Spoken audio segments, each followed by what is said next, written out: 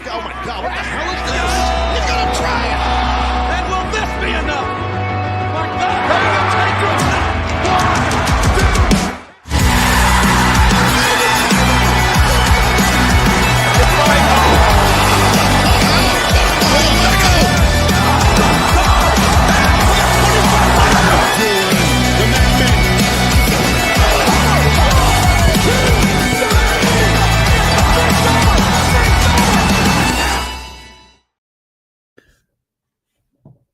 It helps if I take that part down. What's up, everyone? Welcome back to another episode of Ruckus Wrestling. I'm Josh Mabry, alongside my tag team partner in this journey, Justin Toner. How are we doing today?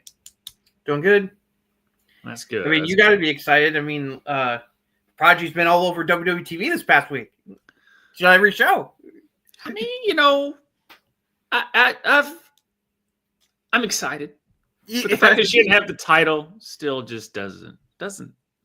I understand, but I don't accept. Does that make sense? Right. You're still going through through my grief, man. Okay. Going through the grief process, but the future is bright. I mean, she's on every single show the last couple days. Yeah, she's kicking fans, all that stuff. I feel sorry for that fan. That'll be something they remember. Yeah, they caught a spray on that. But speaking about other female wrestlers, and speaking about not being all over shows, Alexa Bliss, we have not seen in quite some time. Obviously, she had a kid, so that's one of the reasons there. And then there was rumors out there that she was going to be returning.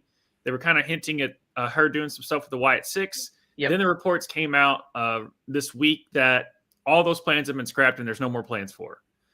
I'm 50-50 on the fact of this is them just trying to swerve people to possibly. Maybe.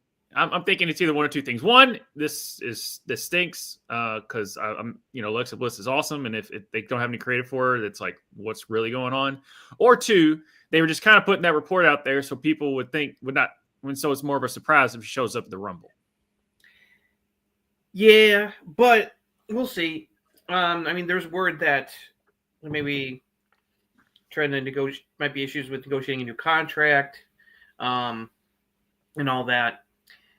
So, yeah, I mean, she's been gone for almost 2 years now. Her and her husband had a kid.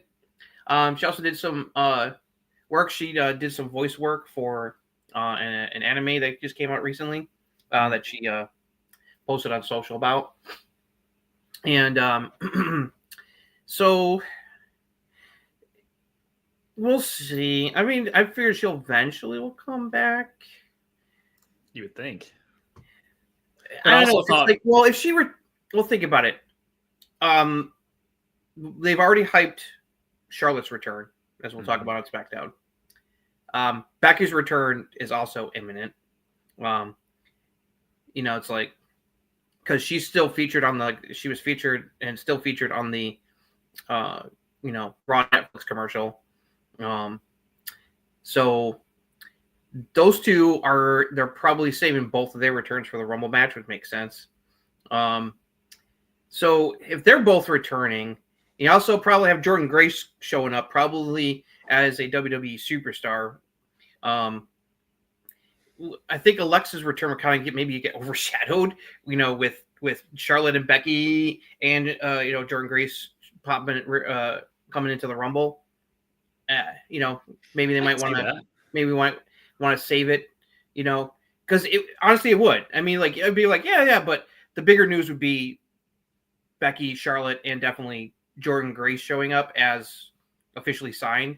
Because as we'll talk about with the Genesis, it's pretty apparent she is definitely done with TNA, and so her WWE official arrival is definitely imminent. So. I mean, that would be a big deal because, just imagine, she appears Rumble and everyone's like, "Oh, it's Jordynne Grace." And then Michael Cole's like, "Wait a minute. I'm getting word from Triple H that she's actually signed to WWE. The rumors are true. She's signed to WWE." They of course they won't. They'll probably make the whole deal where Aldis and Adam Pearce will fight over which show she ends up on. Right. The deal. Especially because the transfer window is still officially up. We don't know when, and we don't know when that's going to end because we already had swaps going on officially. Not many, but some. So I think it would be better, if they wait because, like I said, with everything that's going on with the Rumble and who's we're expecting to show up and return, she would definitely get lost. Hers would get. It would be like like what happened at 2023 Survivor Series where Randy finally returned after being on the shelf for a year and a half, but who also came back that night like 15 minutes later. CM Punk. Yeah. Which he joked about behind the scenes, like, can I have a moment? Can I? Right. He joked about it with Punk. It's like, well, it's kind of. I mean, they kind of took a thing from AEW what they did with Adam Cole and Bryan Danielson, which is like one right after the other when they debuted. Yeah, and so because that was kind of like, oh my gosh, it's Adam Cole. I thought it was going to be Daniel Bryan and Bryan Danielson, and he got them. They got so that's still one of the memorable things in wrestling of just like that double debut by two amazing supers. And, Randy's return was awesome. Everyone was like anticipating it because it was teased. Cody made it clear that Randy was the mystery partner, and he got a huge pop on his return. But what was everyone talking about after that show was over? CM Punk came back to WWE. Hell froze over. Right. So, it could be like, yay, okay, Lex is back, great. But everyone's going to be talking about Charlotte and Becky and Jordan Grace. Yeah. Yeah. So, and then, and then finally Jade, if Jade comes back. And Jade may return during the Rumble. We don't know. Because they got to go somewhere with that storyline. Jade's going to come back and finally reveal who took her out, who put her on the shelf, kayfabe wise. Does Rikishi have a daughter? I think maybe they decided to wait a bit so that if they're going to bring her back, let her have her moment. It's like do it on TV, and then at the Rumble, where with everything else that's going on, it's going to get overshadowed. Right. The other thing is one that I do think the way it's going, because it keeps ramping up, is Nikki Bella. She obviously appeared on that Raw on Netflix. She got a good pop. And then there's been rumors, and still now TMZ's reporting that, she's in talks with WWE about returning to the ring. She's always been throwing it out there, but every wrestler who still has another match in them that still wants to chase that, they're always going to throw it out there to keep their name in the dirt sheet. And she mentioned, but this seems there's a lot more smoke to it. Yeah, and plus, she mentioned, I think, like in a post-show interview, and also on her podcast that she was that, because it's like because there was a time where the Bella Twins get WWE weren't seeing eye to eye on things, and they were very vocal with some criticism, but that was when Vince was still running everything. But now Triple H, trying to changing things behind the scenes, hopefully for the better. That definitely the relationship improved, and they mentioned on their podcast. I didn't listen to the clip, but I read a transcript where they said that fences have been mended, and she was very happy that she was there. She said it was WWE's family. It felt like going home to it was like going to a family reunion. You hadn't seen people in a long time, and she had a great time. And so, it's like, I know that there's definitely some current stars who would love to say, like, I got to wrestle Nikki Bella, so I will not be surprised if she can still go, you can go. Look at Trish Stratus and Lita somehow can still go when, it's like at their age, and it's like they both retired a while ago, but, especially Trish Stratus. Trish Stratus is like when, but Trish and Lita, when it comes to their in-ring capabilities, even at their age, is better than what Nikki did. But Nikki was, but Nikki was still pretty solid compared to her sister. From what I've seen and heard, like she was the better wrestler of the two. But like she wasn't like technical, like in-ring master kind of like level. It's like, but it was more about what they did to elevate the women's division right when the revolution began with the Horsewoman and everybody coming up from NXT and changing the game, Paige and everybody. So, I will not be surprised. I'm sure they'll probably do something. Whether or not it might be, I don't know if it'll be we'll see if it's like a one match kind of deal, or a little bit of run like Trish did, back in 2023 when she had that feud with Becky. So yeah. That could be. Well, all right. Also, a real quick nugget. Stone Cold put on his Instagram he had a total knee replacement, I believe. Yeah, but his left knee got it totally replaced. Said it's something that he's been putting off for years, and he finally got it done. And so he's recovering, working out. So that obviously fuels people wondering, like, well, he's definitely not going to do something for Mania this year, but maybe next year. These people still would love to see. I mean, that match with KO 2 years ago showed that it's like he can't do like a normal match, but he can do some stuff. And that was before the knee replacement. So, people still hope for a Punk Stone Cold showdown. Mm-hmm. This could still happen. Could still. I mean, yes, I still can't get over how good the KO thing was. I still can't get over how. Yeah, I know that. Yeah, that match that Stone Cold and KO had 2 years ago was awesome. Yeah. All right. So you saw the headlines. It is true. TNA officially believes in Joe Hendry. Oh, finally. Oh, we said it. I gotta. Yeah. Make sure. All right. One day. That bit's gonna pay off. And then we'll do like a vignette of it. But you were able to watch the show, and you were saying how great it was. But just kind of go through what your favorite match was, what really stuck out with you, and it was this doesn't surprise me. I mean, they are literally going headfirst in this TNA NXT stuff too. Yeah, because that was one of the things I was wanting to check out. I mean, number one, wanted to see if they were finally going to have Joe Hendry win the title, which thank God he did. Because if they hadn't, there would have been blood in the streets. He's in the Rumble. There's just way too much for it line up that way. Yeah, for sure. I'll get to that in a second. So I decided to check out the show. It's actually a really good show. TNA put on a good show. There were some great matches. Jordan Grace versus Tessa Blanchard. Okay, whatever your feelings about Tessa Blanchard right now, and that's totally understandable. I still think she needs to clear the air about some of that stuff at some point, especially if she wants to go work at WWE eventually. But there's no question, in the ring, she's awesome, and that's never been questioned. It's about the way she conducts herself outside the ring that caused controversy. But her and Jordan Grace had the match of the night. It was even better. It's like as awesome as it was seeing Joe Hendry beat Nick Nemeth to win the TNA Heavyweight Championship. They had the match of the night. They stole the show. They had a banger. It's like definitely check that out if you haven't. It was awesome. They just beat the hell out of each other.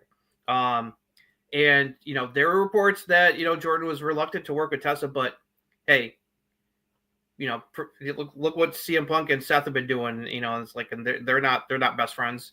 So what? He's a professional. Hold on, breaking news here on Ruckus Wrestling: Seth and CM Punk don't like each other.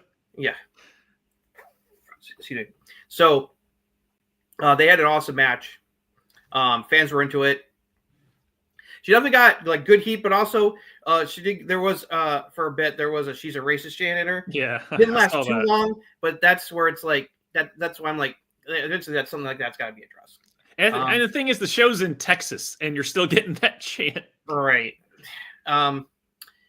But yeah, one of the other highlights was Mike Santana versus Josh Alexander in an I Quit match. That match kicked ass as well. Mike Santana got a big win.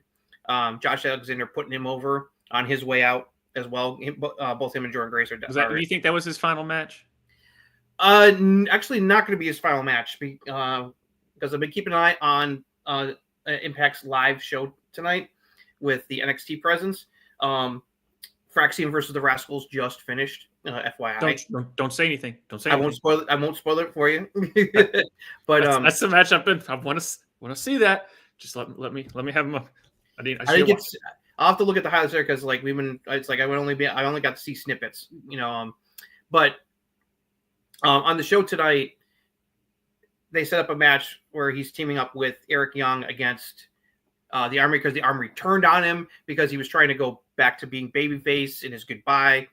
They didn't like what he was saying. They turned on him. Eric Young made the save, and he challenged them in a tag match for next week's show. So it's like that won't be his last match, but it's getting pretty close to it. So, but the I Quit match was awesome. Big win for Mike Santana. Mike Santana is definitely someone to watch for. His in-ring work is like he's becoming a hell of a single star. He's definitely someone to keep an eye on. I think if things work out for him, he could end up being a TNA champion in the future as well. After they decide, the Joe Hendry time is over. Hopefully Joe's going to get a good run. Fingers crossed on that. So that was really good. The Hardy's Rascals match was decent. Hardy's Rascals, sorry. I always get that flub. It's just that Matt can barely move, man. Yeah. Jeff can still go, but it's like Matt's like barely mobile, man. It's very obvious. He's very limited in what he can do, but he's obviously doing it for Jeff because people are still skeptical. Like is Jeff going to fuck up again? Right. And I'm sure that they've been very, they've made it clear they want to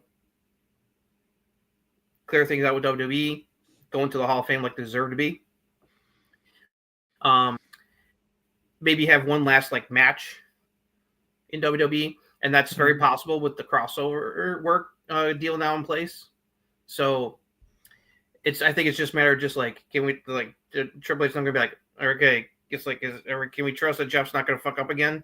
Right. So, and then Joe Hendry winning the main event. JBL showed up again, but thankfully it was he neutralized interference. It was weird. He screwed Joe Hendry over the last time, but this time he helped him. We'll see if they make sense of it. But he prevented Kazarian from cashing in his title shot at any time, Money in the Bank style, to prevent him from fucking up the match. Took out Ryan Nemeth, then left, and then Joe Hendry beat Nick Nemeth clean and won the title. Fans went nuts. He hugged his parents. His parents were at ringside. Went over, hugged his parents, and then went into the crowd and celebrated. So, congrats TNA. You finally did the right thing. Finally. Because following along with you just on the Discord, it was just kind of funny. We were just like, "Ah, damn it, JBL!" And yeah, next thing you know, I literally swore. I'm like, "Ah, oh, fuck!" Yeah, and then next thing you know, it went from, "Ah, damn it, JBL's TNA's really gonna do some dumb crap, aren't they?" Then next thing you know, never mind, JBL's on our side. Yeah. How was the Rosemary? The Clockwork House of Fun match between Masha and Rosemary was good. It's wouldn't say it was outstanding, but it was a very good hardcore match. Had some good spots. Good title win for her. And then Cora Jade came out and confronted her afterwards. And so Cora showed up again tonight on Impact and caused Masha and Spitfire to lose a tag match. So they're definitely setting up Cora challenging Slamovich for the Knockouts title in the near future. Here's what my 2 cents on this, just because I'm getting a little flashbacks of when they were having the Good Brothers and Michin on both shows, and they were both basically different types of, one was heel on one show, one was face on the other show, or something like that. It felt like they were 2 different characters, even though they're the same wrestler. Yeah. So I just want, in the way NXT was this past week, and we'll get into it, which was awesome. And then Cora just goes and messes with her. I'm hoping they at least can be fluid with that. It is fluid. She's doing it in how you would expect Cora to act as her heel character. She's, it's like she's juggling stuff. She's trying to help out her bestie, but she's also definitely got her sight. She also has her sights on Masa Slamovich and the Knockouts title. So. Okay. That's the only thing is just like, is her presentation? That's the same Cora Jade. Oh yeah, it's the same. It's she's Okay. acting completely in character as she does on NXT. Yeah, because that was the one thing when they were doing back and forth, it was fine, but it was still like pick a lane type of thing. Yeah, and also the Rascals took on Fraxium tonight with the NXT titles on the line. Ariana Grace is still there acting as the liaison, so she continues to get to work with her dad Santino. I just want because I know Moose tweeted out some things about NXT and all that stuff, and I just wanted to see what he gets involved with. So that'd be interesting there. So overall, a pretty entertaining pay-per-view from TNA. Jordan Grace and Tessa Blanchard stole the show, and Joe Hendry finally won the title. So big thumbs up for TNA. I've noticed, and it just now dawned on me that I saw it earlier this week, or at least over the weekend, of like, NXT and TNA had this deal, and then AEW kind of started the Forbidden Door stuff. And then you see where all of the Japanese wrestling organizations all got together and basically come up with a conglomerate themselves, with Noah and NJ and All Japan and New Japan. And they all were like all sitting there, like all in that same room. Yeah, I was about to mention that. All the big 7 of the big wrestling promotions in Japan, New Japan, Noah, All Japan, and a few Stardom, they've kind of like basically like formed an alliance, kind of like deal, kind of like what WWE and TNA are doing. It's like they're coming together to do like a partnership and work together to help improve and promote Japanese wrestling in the homeland. So that was a big deal. So that's going to be very interesting. Was this are these like the first time that these have actually happened since? I guess the first one that comes to mind was the ECW WWF at the time deal. Yeah, this is like the first like major working partnership WWE's done with another promotion since the one they had with ECW. Because Heyman's talked a lot about it. It's like Vince wanted to help him out. He also wanted to take all of his ideas and all of his good wrestlers. He wants to make sure that, like he knew that, he was going to try to take some of the talent. So I was like, but the thing is, Paul got so bad finance. If you watch the Payman documentary, he kind of goes over it. He was just like, I have Too Cold Scorpio, and he paid me money so I could put on a show. So that's why he gets Too Cold Scorpio. And this also helped him get on pay-per-view, which they would have died really early on if they hadn't been able to get on the pay-per-view. Because nobody wanted them on pay-per-view, and he's talked about it. It's like another surprise. Mustafa Ali is back. He did win the PWI like Independent Wrestler or something of the year. So he just interrupted Mike Santana cutting a promo. He's back in TNA again. Nice. So he's doing some good work. A lot of moving and shaking. Speaking of moving and shaking, Baron Corbin was on with Chris Van Fleet. Yeah, I caught some of the stuff he said. Yeah, and I like it. His new name is going to be Bishop Dyer, the Nomad Bishop Dyer, because he's going all over the independents, and Bishop because it's one higher than Baron in chess, and then it was I forget. Oh, Dyer because of the lone wolf. Now it's a Dire Wolf. So that's where he gets the Dyer. So that's where he came up with his name. Wolf dogs. I know.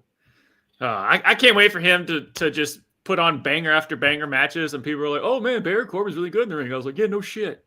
Wolf dogs was so much fun, man. Wolf dogs were so fun. So I'm glad that he's kind of like paying a nod to the Wolf dog era. It's like to his bro Braun. It's like much love. So I saw it. He said that he was disappointed, because he was right that he did everything he was asked to do. It's like he worked really hard. So, it's not his fault that booking always on his side and the pushes was always inside. But he said, hey, he goes, I don't have any ill will toward them. If I ever, if the opportunity ever comes along that I can go back there and I like it, yeah.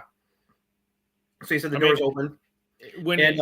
He said he's probably not interested in AEW. He's definitely interested in going to New Japan. Okay. So yeah, it's like, hey yo, Vito, yeah, what's up? What's up? Yeah, so yeah, he's definitely. I mean, because he's never worked Japan before, so it's like, I can totally see that happening. I think his style will work really well in New Japan. I think so. I think he would do very well for New Japan. Yeah, because he's always kind of had a strong style, anyway. Mm-hmm. With the way he works, and he's such a safe worker. Like the Japanese wrestlers are going to all want to work with him. Yeah, absolutely. So. Yeah. So yeah. And everyone knows my feelings. So like I'm been getting some great interviews lately, man. It's like. Yeah. Well, even Undertaker said that of all the YouTube interview people, that Chris Van Fleet's his favorite. So even he's when you interview people and then you as an interviewer go on Undertaker's show so he can interview you, it means you're doing something right. Yeah. Oh, 3 show. Yeah.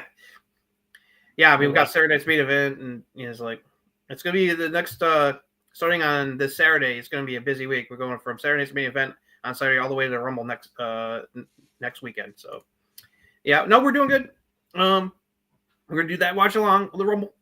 Yep, we're gonna do more of a preview there. We might do over what's our hopeful biggest return that we want. We might go over that next show leading into the Rumble. Save that for the next Thursday shows. It's called a teaser, folks. Yep. So tune in next Thursday and we'll kind of go over our predictions for the Rumble. Yep. On that. So, well, 2 other quick things. One, well, there's a lot of hubbub about Britt Baker and her current relationship with AEW because she hasn't been on TV for quite a while. Right. Reports are that she's in the doghouse, just like Ricky Starks and Ray Phoenix are. Don't know how accurate it is. And then, Conan on his podcast says that he heard from a source that the reason that her and Cole broke up is because she cheated on her, and she went out on social media and said that was bullshit. So the fact that she responded directly, I think definitely says that it probably didn't really happen. It's like, I mean, because she's not going to go out there and say that and then we're going to be a liar later. So right. It's like,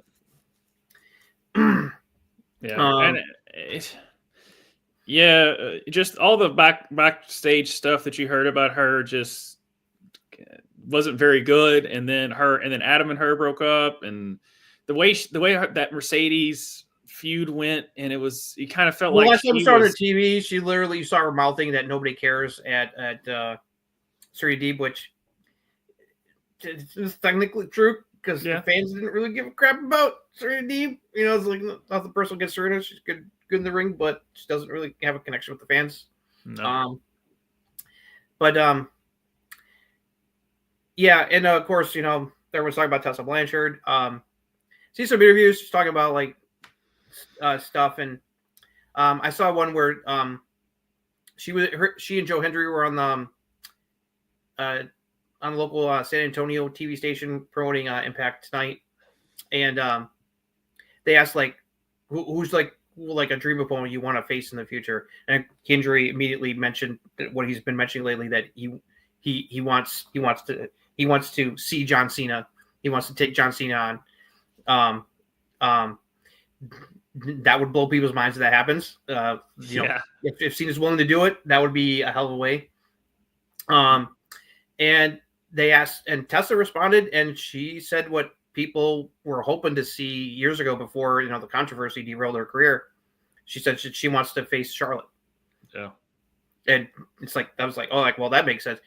And interesting, she also mentioned that her and Charlotte are friends. Did not know that. So, I mean, it makes sense in the fact that Rick and her dad, and so they probably knew each other when they were very young. Yeah, actually, speaking of, it's like I got it muted, but Tessa's speaking right now, and her father, Tully Blanchard, is in the audience. Okay, Tully. So Tully's at the show tonight. Okay, but yeah, that makes sense that her and Charlotte are at least have known each other for almost their whole life just because of when they were growing up. It makes sense that they'd be friends. Yeah, Tully and Rick and everything. Because I heard that, like Tully and Rick are on good terms. Yeah. Depends on which way the wind blows if Rick is on good terms with somebody.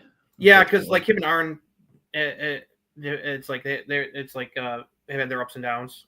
Triple H and Rick have had their ups and downs. Mm-hmm. It's just kind of a thing. Yeah. Speaking about ups and downs, SmackDown happened. Yeah, let's get to SmackDown. Let's get to SmackDown. And I'm not saying it's a bad show. I'm just saying there were some ups and people fell down.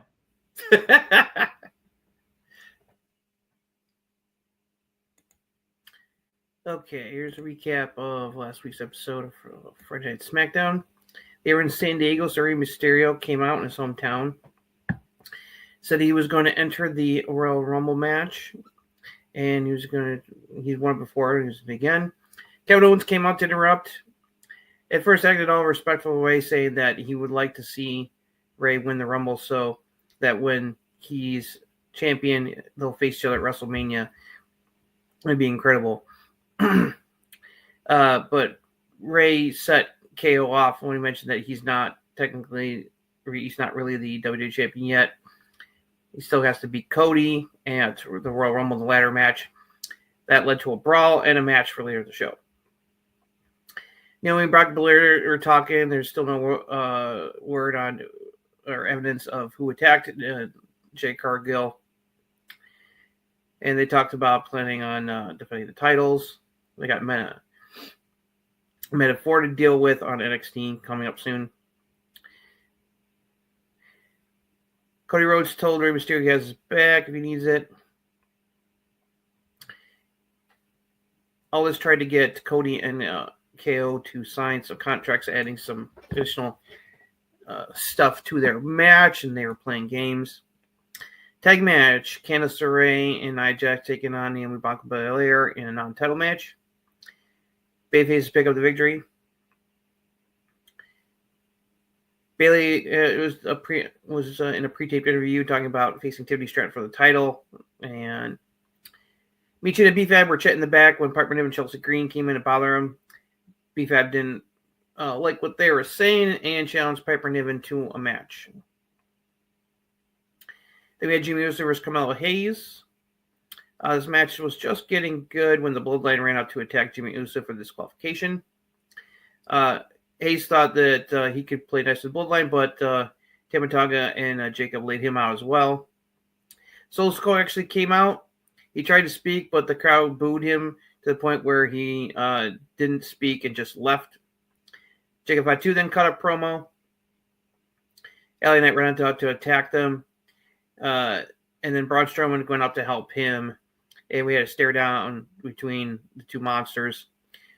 And that led to Nick Aldis making Braun Strowman versus Jacob Fatu for Saturday night's main event. Then we had Los Garza taking on Motor City Machine Guns. Motor City Machine Guns picked up the victory. Piper Niven took out B-Fab. Piper Niven won in a pretty short order.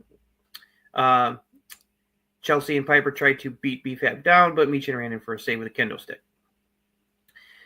They are a tribute to Bob Beaker, who passed away last week. They recapped Tiffany cashing in Money in the Bank and taking the title from Nia Jax. Then we had Kevin Owens versus Rey Mysterio. Good stuff. KO won with the pop-up powerbomb. He pretended to show respect to Mysterio afterwards, but then attacked him and tried to give him a package pile driver, took Cody, ran out, and made the save.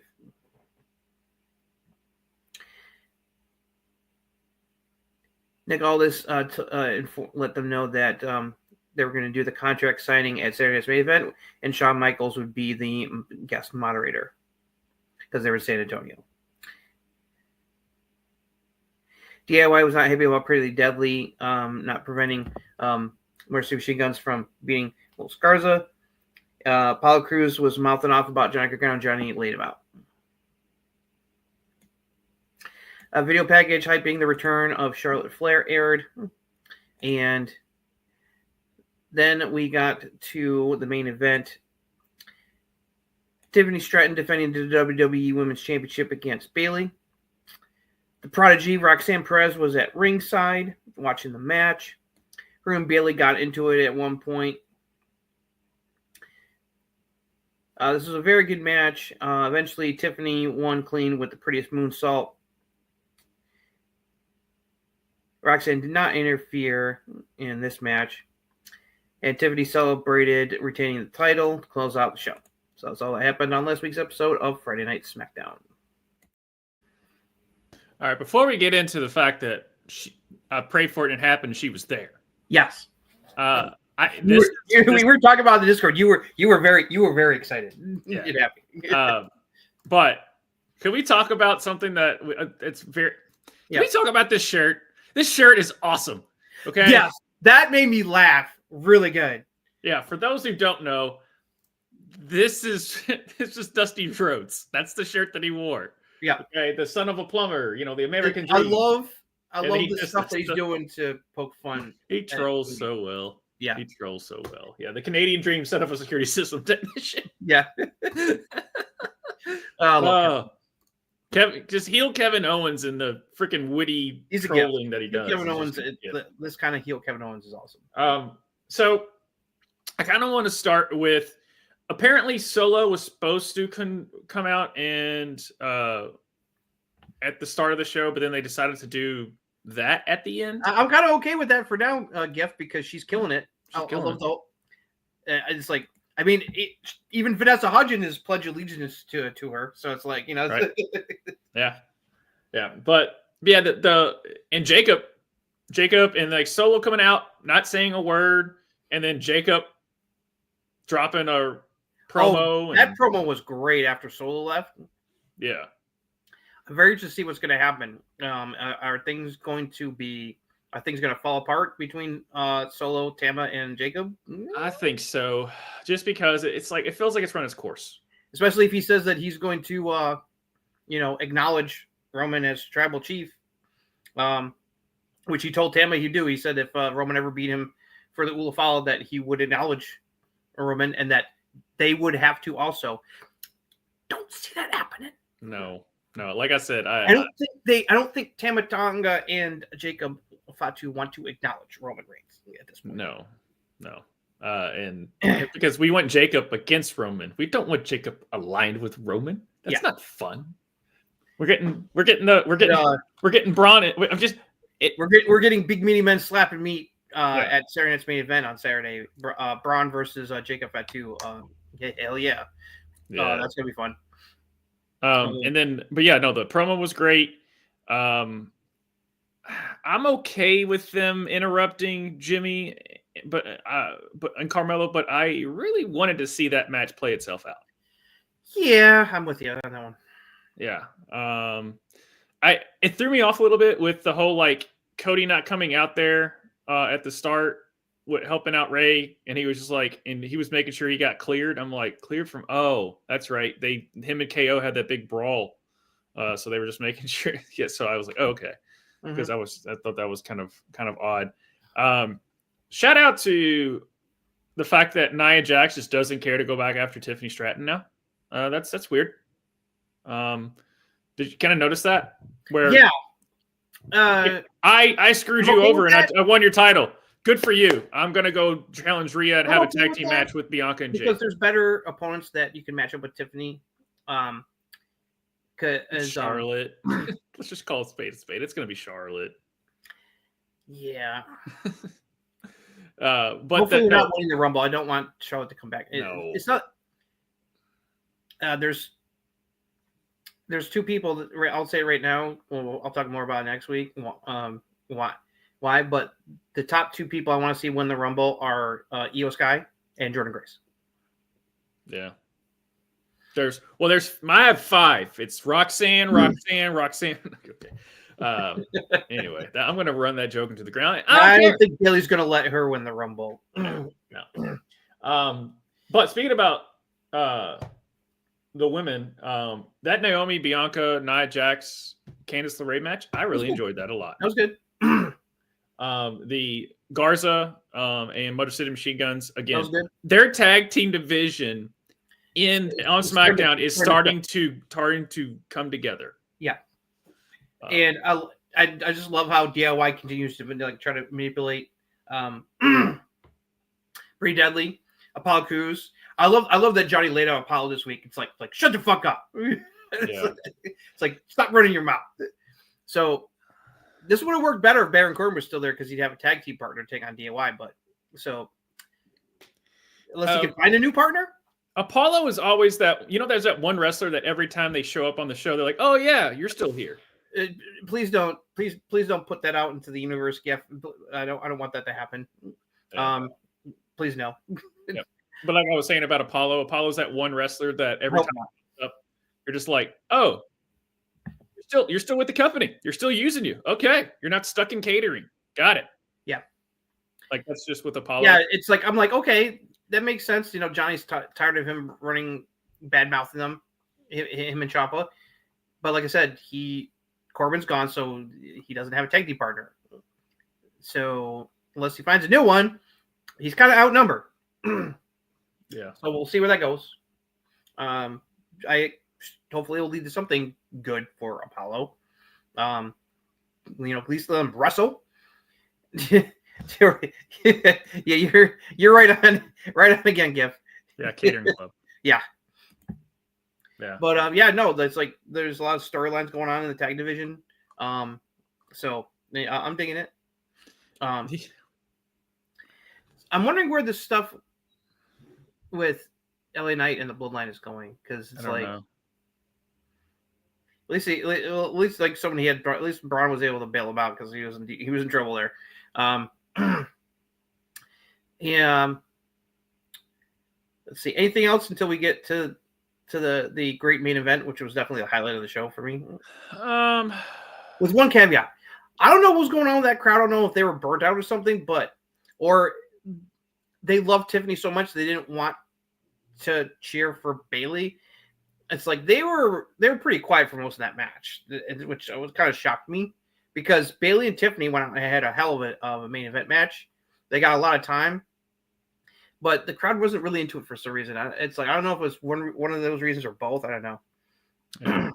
I don't think. I mean, they'll both be in the Rumble. They might both be in the Rumble. Who knows? So they might carry on that storyline. Yeah. With it, that seems like the right thing for Solo to next feud would be with LA Knight. That actually is a good book. I like that. Mm-hmm. Good. I like that gif. Well, I'm sure that LA Knight's probably going to be looking to crack heads during the Rumble. So yeah. No, I mean Motor City. If they had an ounce of mic skills, they would be running. Yeah, they need a little bit more personality. The fans are starting to get into them a little bit, but definitely, more would be better. Do some more promo work. I just look at the two different and why they were probably going to be on NXT and not and Lucha Bros supposed to be, because you look at Motor City and then you look at just Penta. Penta's got the charisma aura. Yeah. Where, along with the in-ring skills, where machine guns are great in the ring, they just don't have like the big like personality. They don't have they don't. As soon as they appear, like I can't take my eyes off of what I'm seeing. Yeah. Now when it's in the ring, yes, I can't. But it's like, oh, it's a backstage segment with Motor City, and I'm like, bland.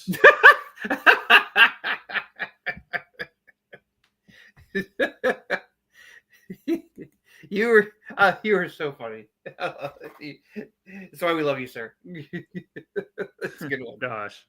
Well, I mean, he technically was like took Shelly under his wing in the old TNA days. So, I mean, but yeah, yes, Penta's look is very marketable. His merch sales are doing very well right now. Yeah, I heard that it's like he knocked it out of the park the first week. He was one of the top sellers merch wise last week on the website. So far they have struck gold with Penta, which doesn't surprise me because it's hard to. I already said my one issue with the main event. Outside the crowd reaction, I was very happy with this. I'll let you turn it over. How you felt about how this first step in this Bayley Roxanne storyline / feud that started on NXT last week, then went to this, and then we're going to talk more about it on Raw and NXT. It's like It's like it's been a thing. So I had in my mind what I thought how they were going to do. Like, it's like one thing, I needed Roxanne to show up. She did. So that's checkbox. We're off and running just on that part. So we got that. But I thought she would interfere. Right. I'm glad she didn't. And all they did was just to help Bayley just took 2 seconds to acknowledge that she existed. And then she went back to the match. And that was the less is more. Just give me tease knowing that it's going to happen, but don't get too overzealous and get involved with something that she would be disappointing if she interfered in that rather than what they did. That's what I was thinking. Like, oh, they're probably going to have Roxanne interfere, have her cost match.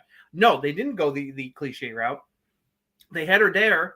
They had words, but she didn't get physical. They saved that for Raw and then NXT. So I like it. They're doing this slow where it's like Bayley was like, okay, not especially on Raw, you could tell she's like, okay, I'm really getting sick of you showing up and trying to mess with me. Right. Yeah. So and the match was great. Yep. Match was great. It was. And they had Tiffany go over clean and that was the important thing. Tiffany beat Bayley clean, which is great for her first title defense. She gets to look strong. Like I said, just wish the crowd was more into the match. They're real into Tiffy. I can tell you that. You see, they got to make a decision here soon because the fans really like Tiffany. They want to cheer her, but she's still acting like a heel. So you got a disconnect here where she's still acting heelish, but the fans want to cheer her. Yeah, and it's like they're really into her. So it's like we'll have to see where it goes. It's like they got to make a decision here because it's like not saying it's a problem, but in the future it will make things a little more difficult because she's supposed to be heel.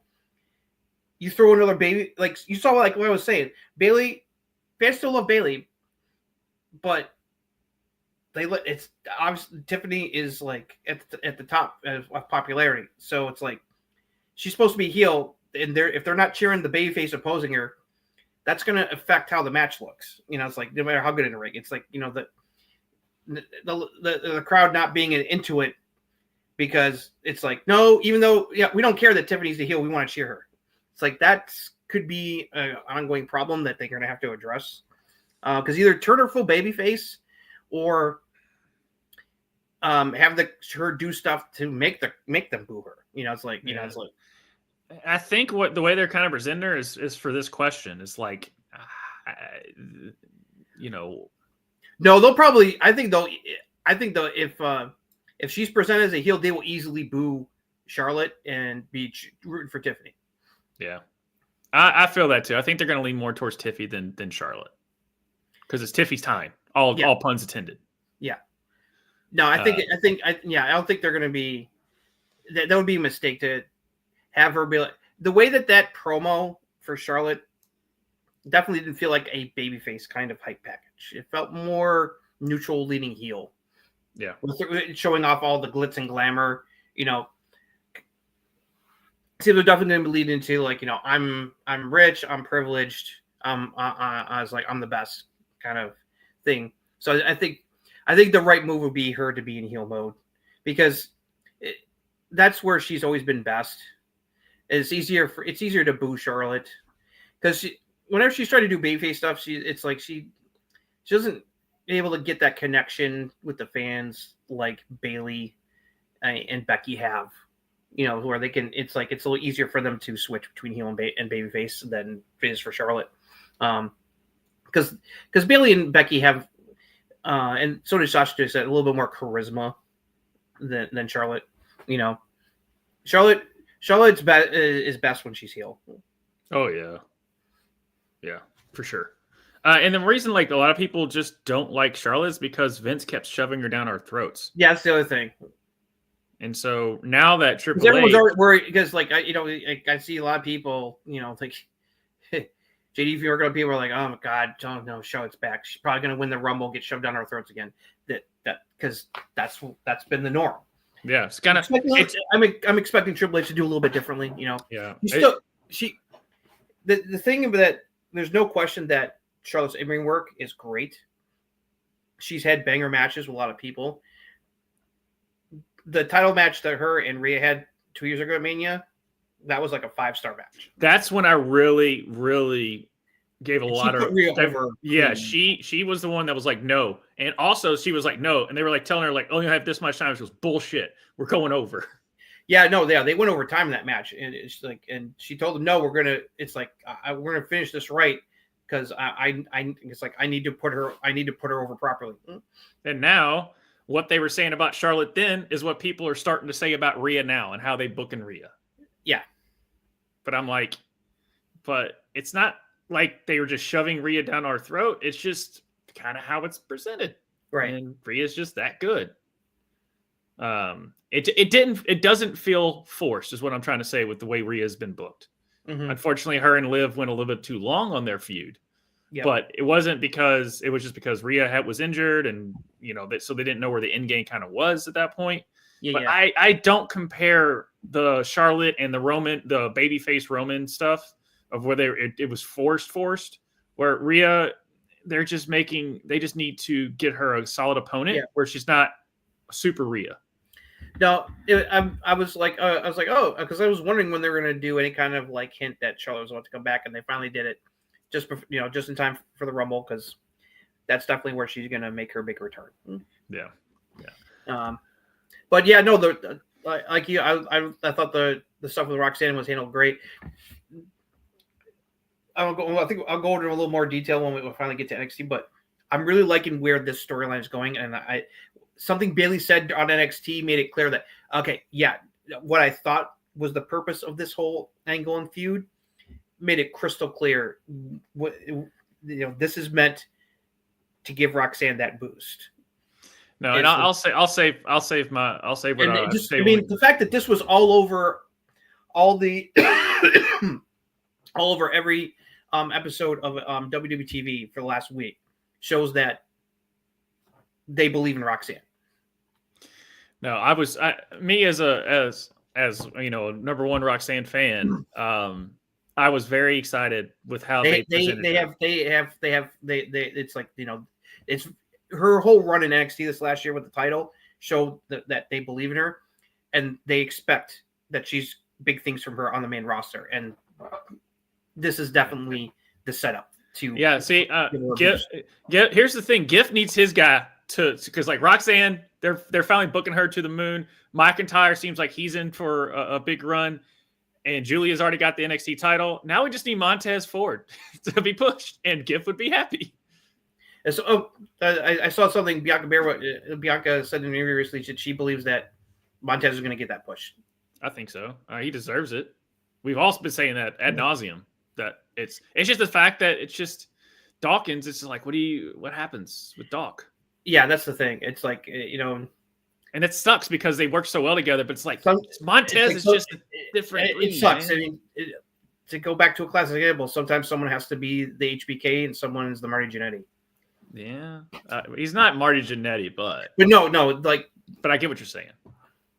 Where it's obviously one is going to be a better single star than the other. Mm-hmm. Yeah. And eventually you got to give them that shot. Yeah, you have to. All right. Well, great. That was a solid show. Interested to see what they do with Solo. Definitely looking forward to Jacob and Braun Strowman. I think they're going to do a pseudo squash match and make Jacob look that dude. Oh, the last thing I did love how KO was like at one hand, it's you kind of understand why KO is so angry at Cody because of the whole Roman stuff, but they're showing that he's very unhinged and also very hypocritical because now he's trying to end people's careers, like he said Roman tried to end his career, and he's doing the exact same thing.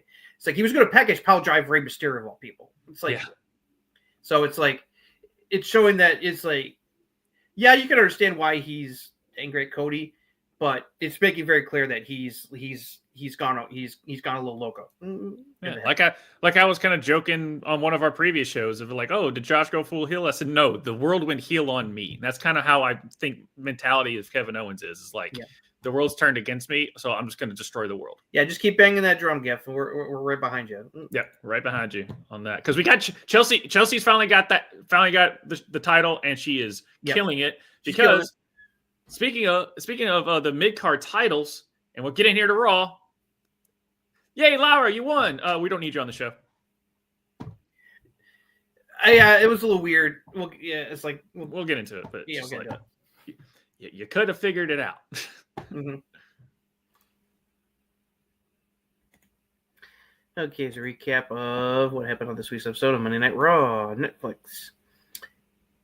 Footage was shown of Nia Jax jumping Rhea Ripley as she entered the building. More on that later.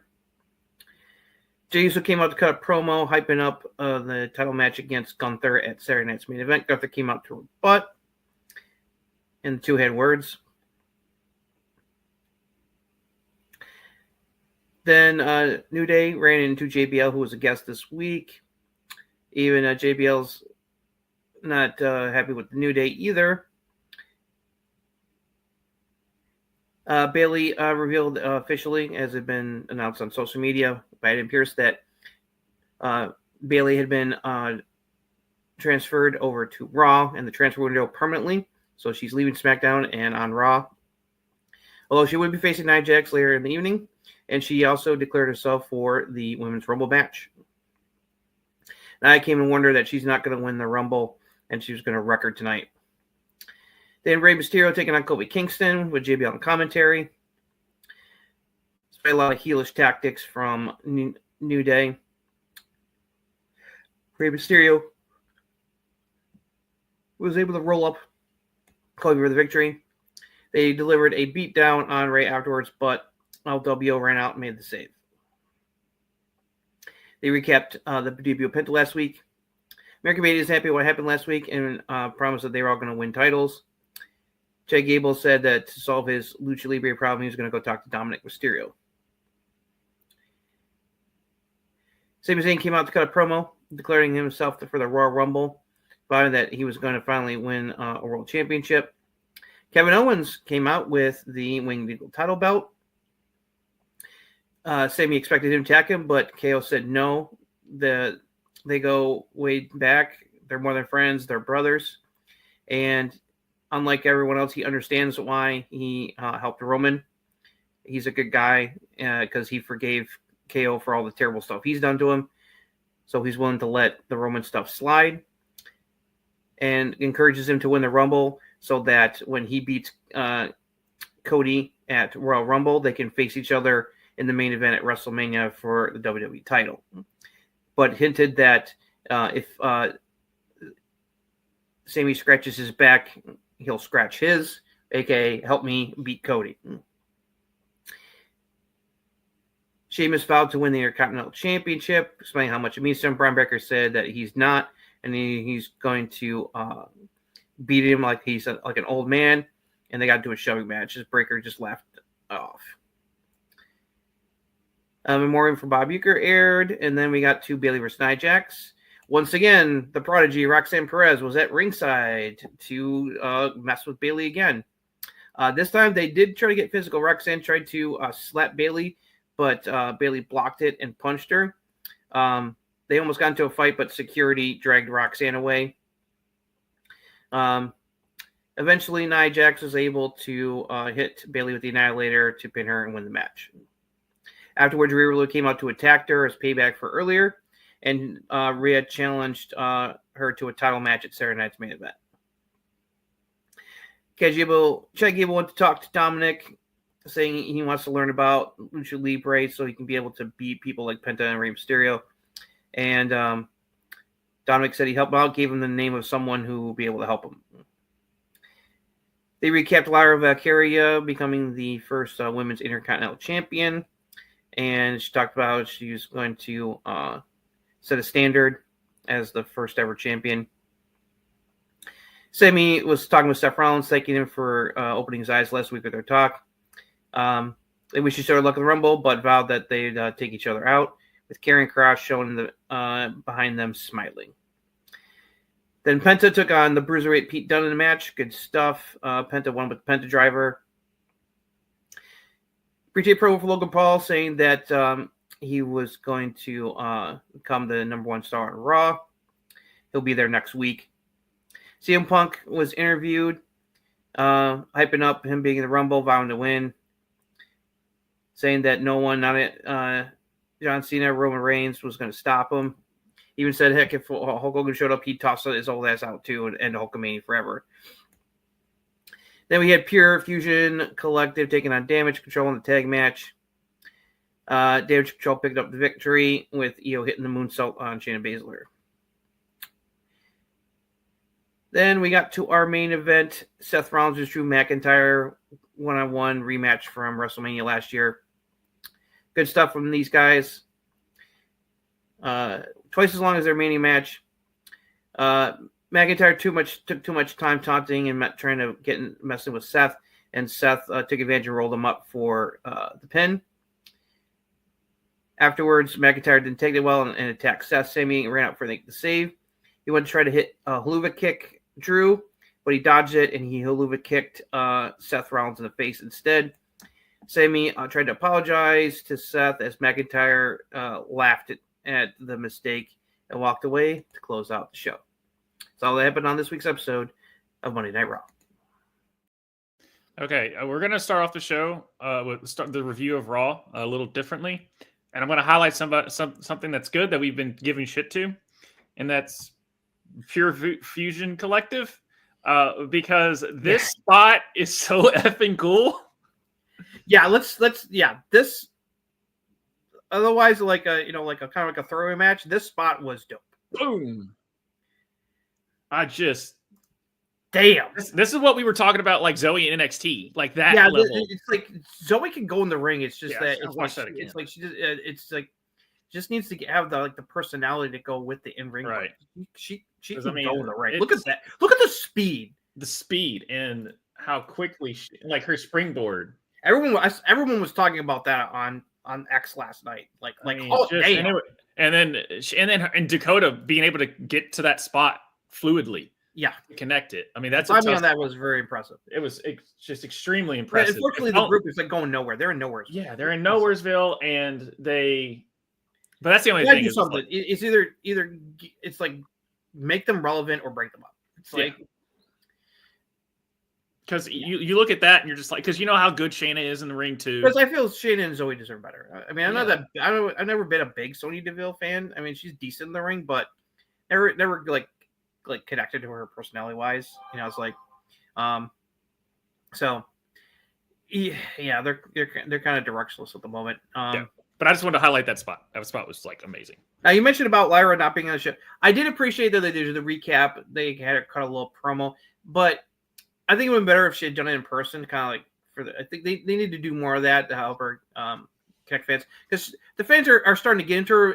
It's like, but she definitely needs to, give her more chance to speak and kind of build more of a connection with the fans, because they definitely popped when she won the title the week before. So, excited for her. It was a weird choice not having her on the show in person. So yeah, I do agree on that. It's like that was a minor negative. You're the inaugural. There was a lot to like about this episode. Yeah, but she's the inaugural Intercontinental Champion, and you still don't have a celebration or nothing. It's just, oh, by the way, this. Babyface is not going to do like a big celebration, like Chelsea doing the whole shtick with, it's like, I represent America. I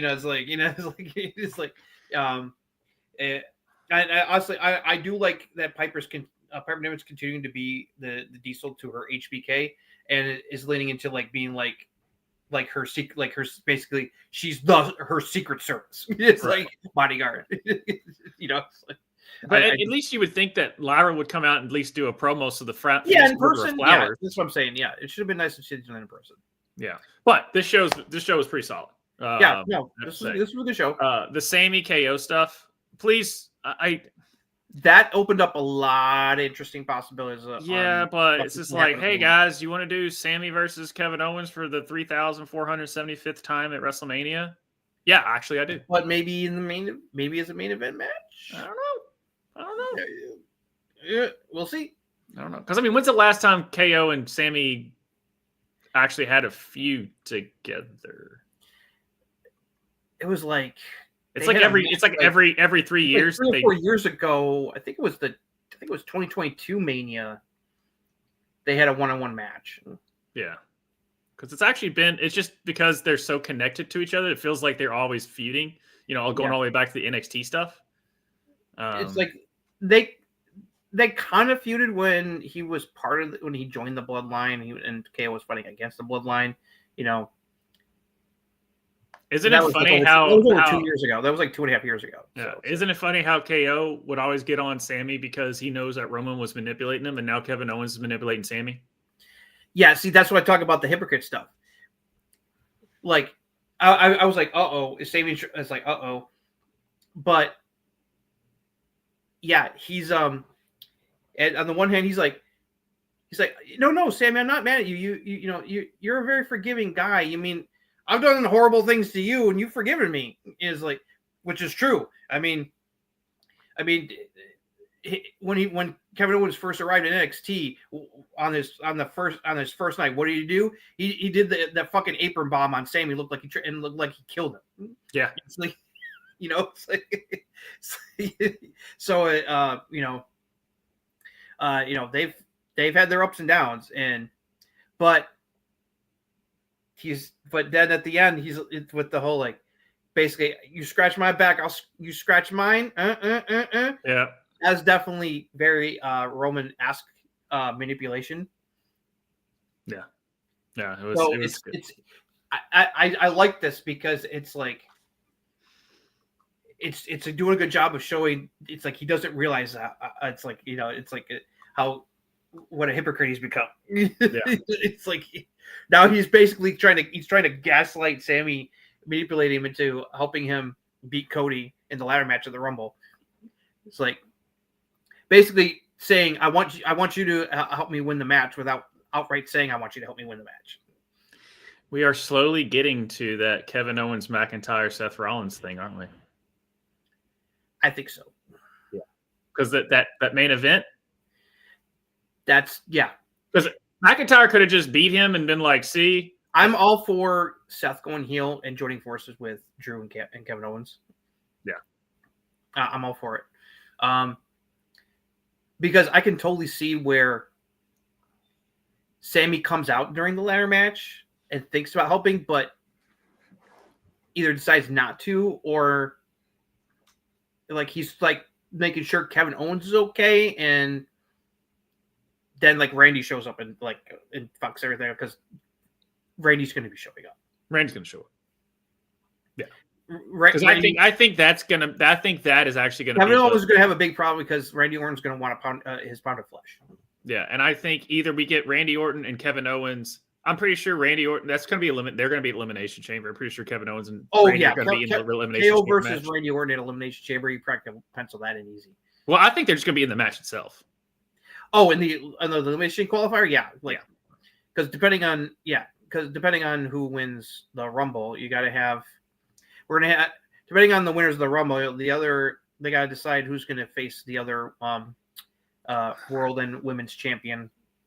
Yeah, but when John Cena wins the Rumble, he's technically not on a show. So what do you do? Well, he's more technically on Raw, but he's technically not tied to a specific show. He's basically kind of like in a free agent mode. So yeah.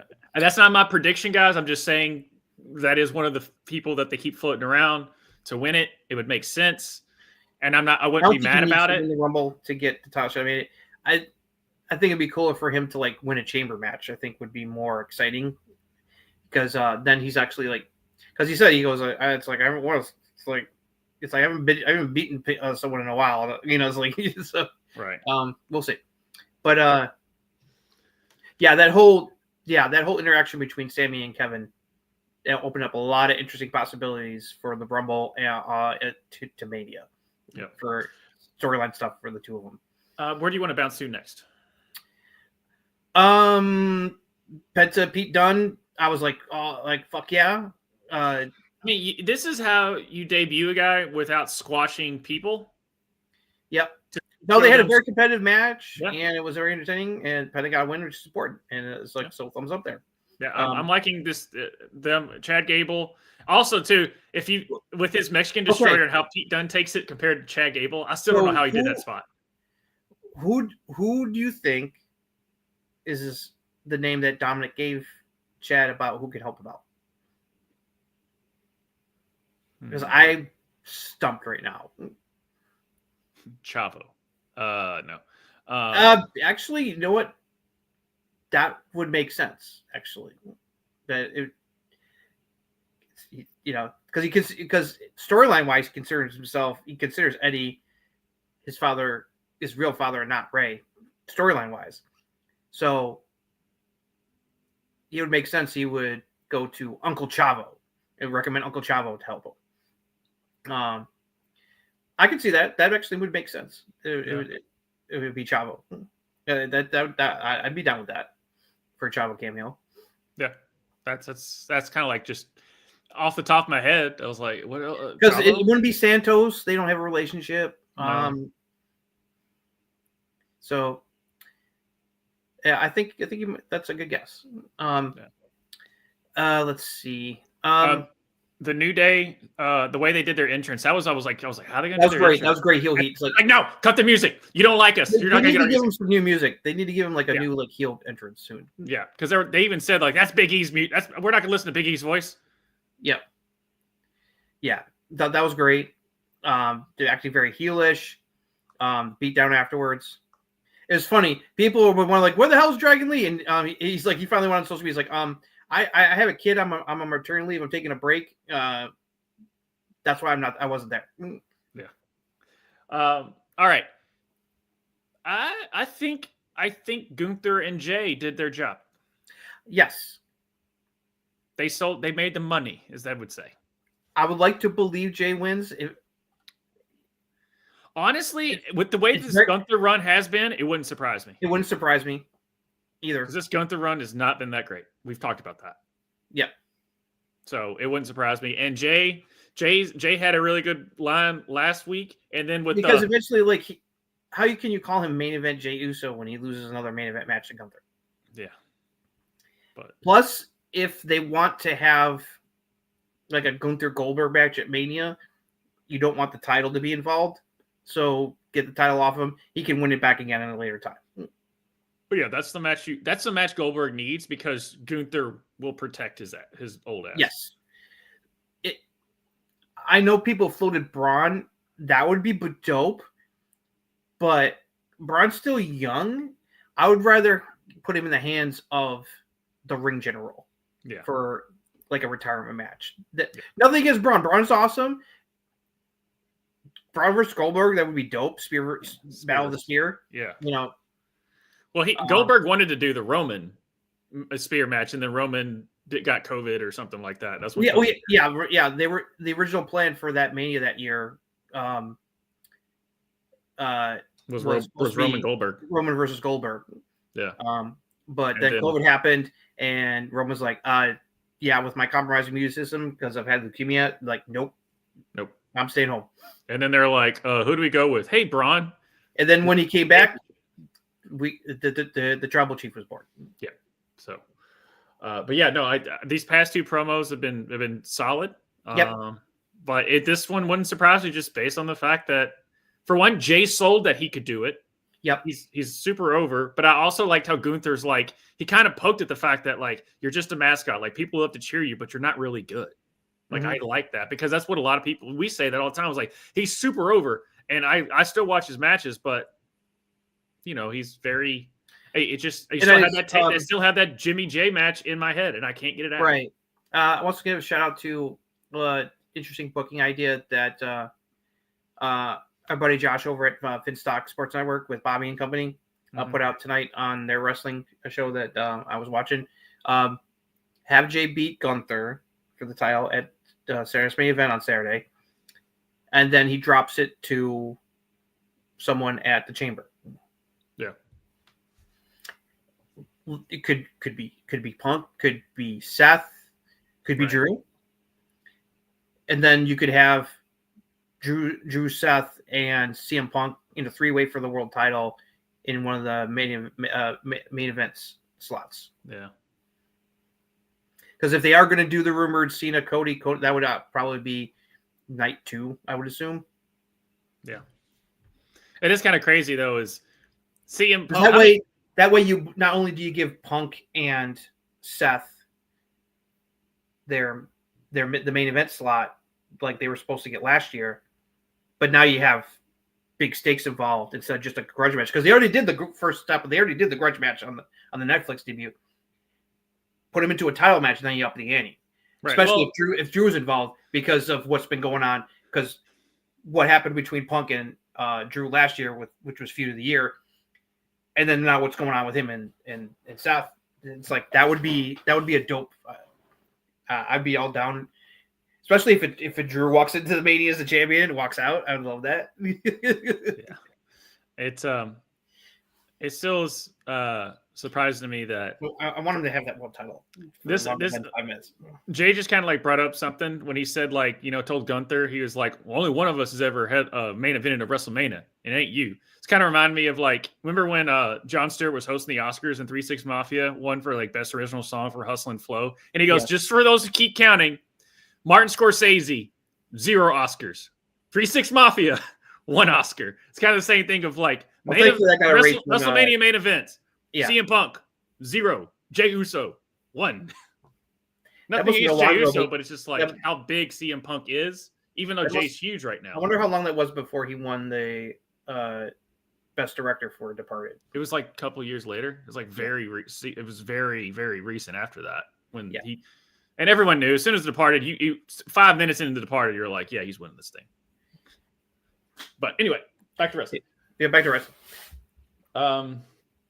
The Rey Mysterio stuff, and then Bayley Nia. This kind of went better. This was better than their SummerSlam match by a mile. Mm-hmm. And you had a bunch of shenanigans too on top of it. And take away from this time, it's this time Roxanne and Bayley got into it physically. Yeah. And because they got into it, that distracted Bayley long enough for Nia to take advantage, and that ended up costing her the match. Yeah. Although I did find it funny that that security guard was basically holding Roxanne up with one arm, and she accidentally kicked she's a very tiny. She's tiny. And just that poor fan. That poor fan. I was trying to find the clip. Couldn't find it anyway. Oh, yeah, that's just a picture there. Collateral damage. Yeah, collateral damage. It's hilarious. Oh, yeah, there it is. Hold on. Here's the. Okay, you found it? I found it. It's collateral damage. Look at the fan over here, ladies and gentlemen. She's kind of leaned back anyway. Yeah. But boop. Right out of her seat. Knocked her right out of the seat. Right out of her seat. Oh well. She was trying to get the shot. But yeah. No, that was a great escalation. She didn't get directly involved in the Tiffany match. This time they got into it more, and that ended up clearly costing her this match. So that upped the ante for what's going to happen on NXT, because Roxanne basically called her out after SmackDown on social and said, "I dare you to show up at NXT." And so you knew that it's it's going to be on now. After that, on NXT, between the Royal Mile and the Prodigy. So I was like, okay, this is good escalation. I was like, I'm really excited for tomorrow night on NXT now. Was the CM, because I saw it online, we got the CM Punk promo, didn't we? Yeah, we did. He was basically it was hyping up him winning the Rumble. The Hulk Hogan, apparently everyone. The Hulk Hogan line definitely got people's attention. They did come out and was like, people were like, he said, I was like, bull crap. I'm pretty sure no one's going to have a problem with what he said. And people were saying you think it was scripted? I was like, no, it definitely wasn't scripted. But the thing was, it was confirmed. It wasn't scripted, but people in the back thought it was hilarious. No, it's he's not going to be in the Rumble. No. Throw his old ass over the rope. Punk taking a little bit of a pot shot at the Hulkster after what happened on the Netflix debut. So it was typical. It was good. Typical. I'm going to win the Rumble. Blah blah blah. That was fine. Yeah. Main event. Drew and Seth not only got like double the amount of time they got at WrestleMania last year, but this match was dope. It's like it was really good, and plus the stuff with Sammy after where he accidentally Haluva kicked Seth. McIntyre saying he should have joined him, type of thing. And then Drew's all like, and like you fucked up. Yeah, you dumb idiot. Mm-hmm. Yeah, but that match, I mean, you knew the match was going to be a banger, and it was. And also, I know people kind of like, why didn't Drew win? It was like, well, it's like Drew beat him at WrestleMania, so it's like you're gonna even things out this time, right? You know, it's like, yeah. Plus, it was Drew who was being cocky. He was being a little cocky and arrogant in the costume. Mm-hmm. He wanted to keep trash talking Seth instead of trying to finish the match, and Seth took advantage of it and won. You know, it's like his hubris got to him again. Oh. So, all right, let's move on because I want to save a good amount of time for NXT. So let's move on to AEW. And dude, every time I think Will Ospreay has just blown my mind, then he does something else and it blows my mind even more. And that effing moonsault was a thing of beauty. Yeah, we'll get to that. That was a highlight of the show, pretty much. All right, here's a recap what happened on this week's episode of AEW Dynamite. Show opened with a face-to-face between Will Ospreay and Kenny Omega. Ospreay wanted to put the past behind him, said that he's changed and that they need to work together to take care of Don Callis' family, and then they can concentrate on taking care of the Moxley and Death Rider problem. Kenny still had issues about what happened in their past, and said he doesn't think he could trust him. Don Callis' family came out to attack. There was a big brawl. Eventually, the two joined forces, was able to overcome the odds, and Kenny said that he's changed his mind, is willing to team with Ospreay and challenged Kyle Fletcher and Takeshita to face the two of them at Grand Slam. John Mox come promo saying Pac's going to take care of Cope tonight. Then we had AEW World Tag Team Title match, Private Party defending against the Hurt Syndicate. This was pretty much, unfortunately, a squash. Hurt Syndicate won the tag titles. Feel bad for Private Party.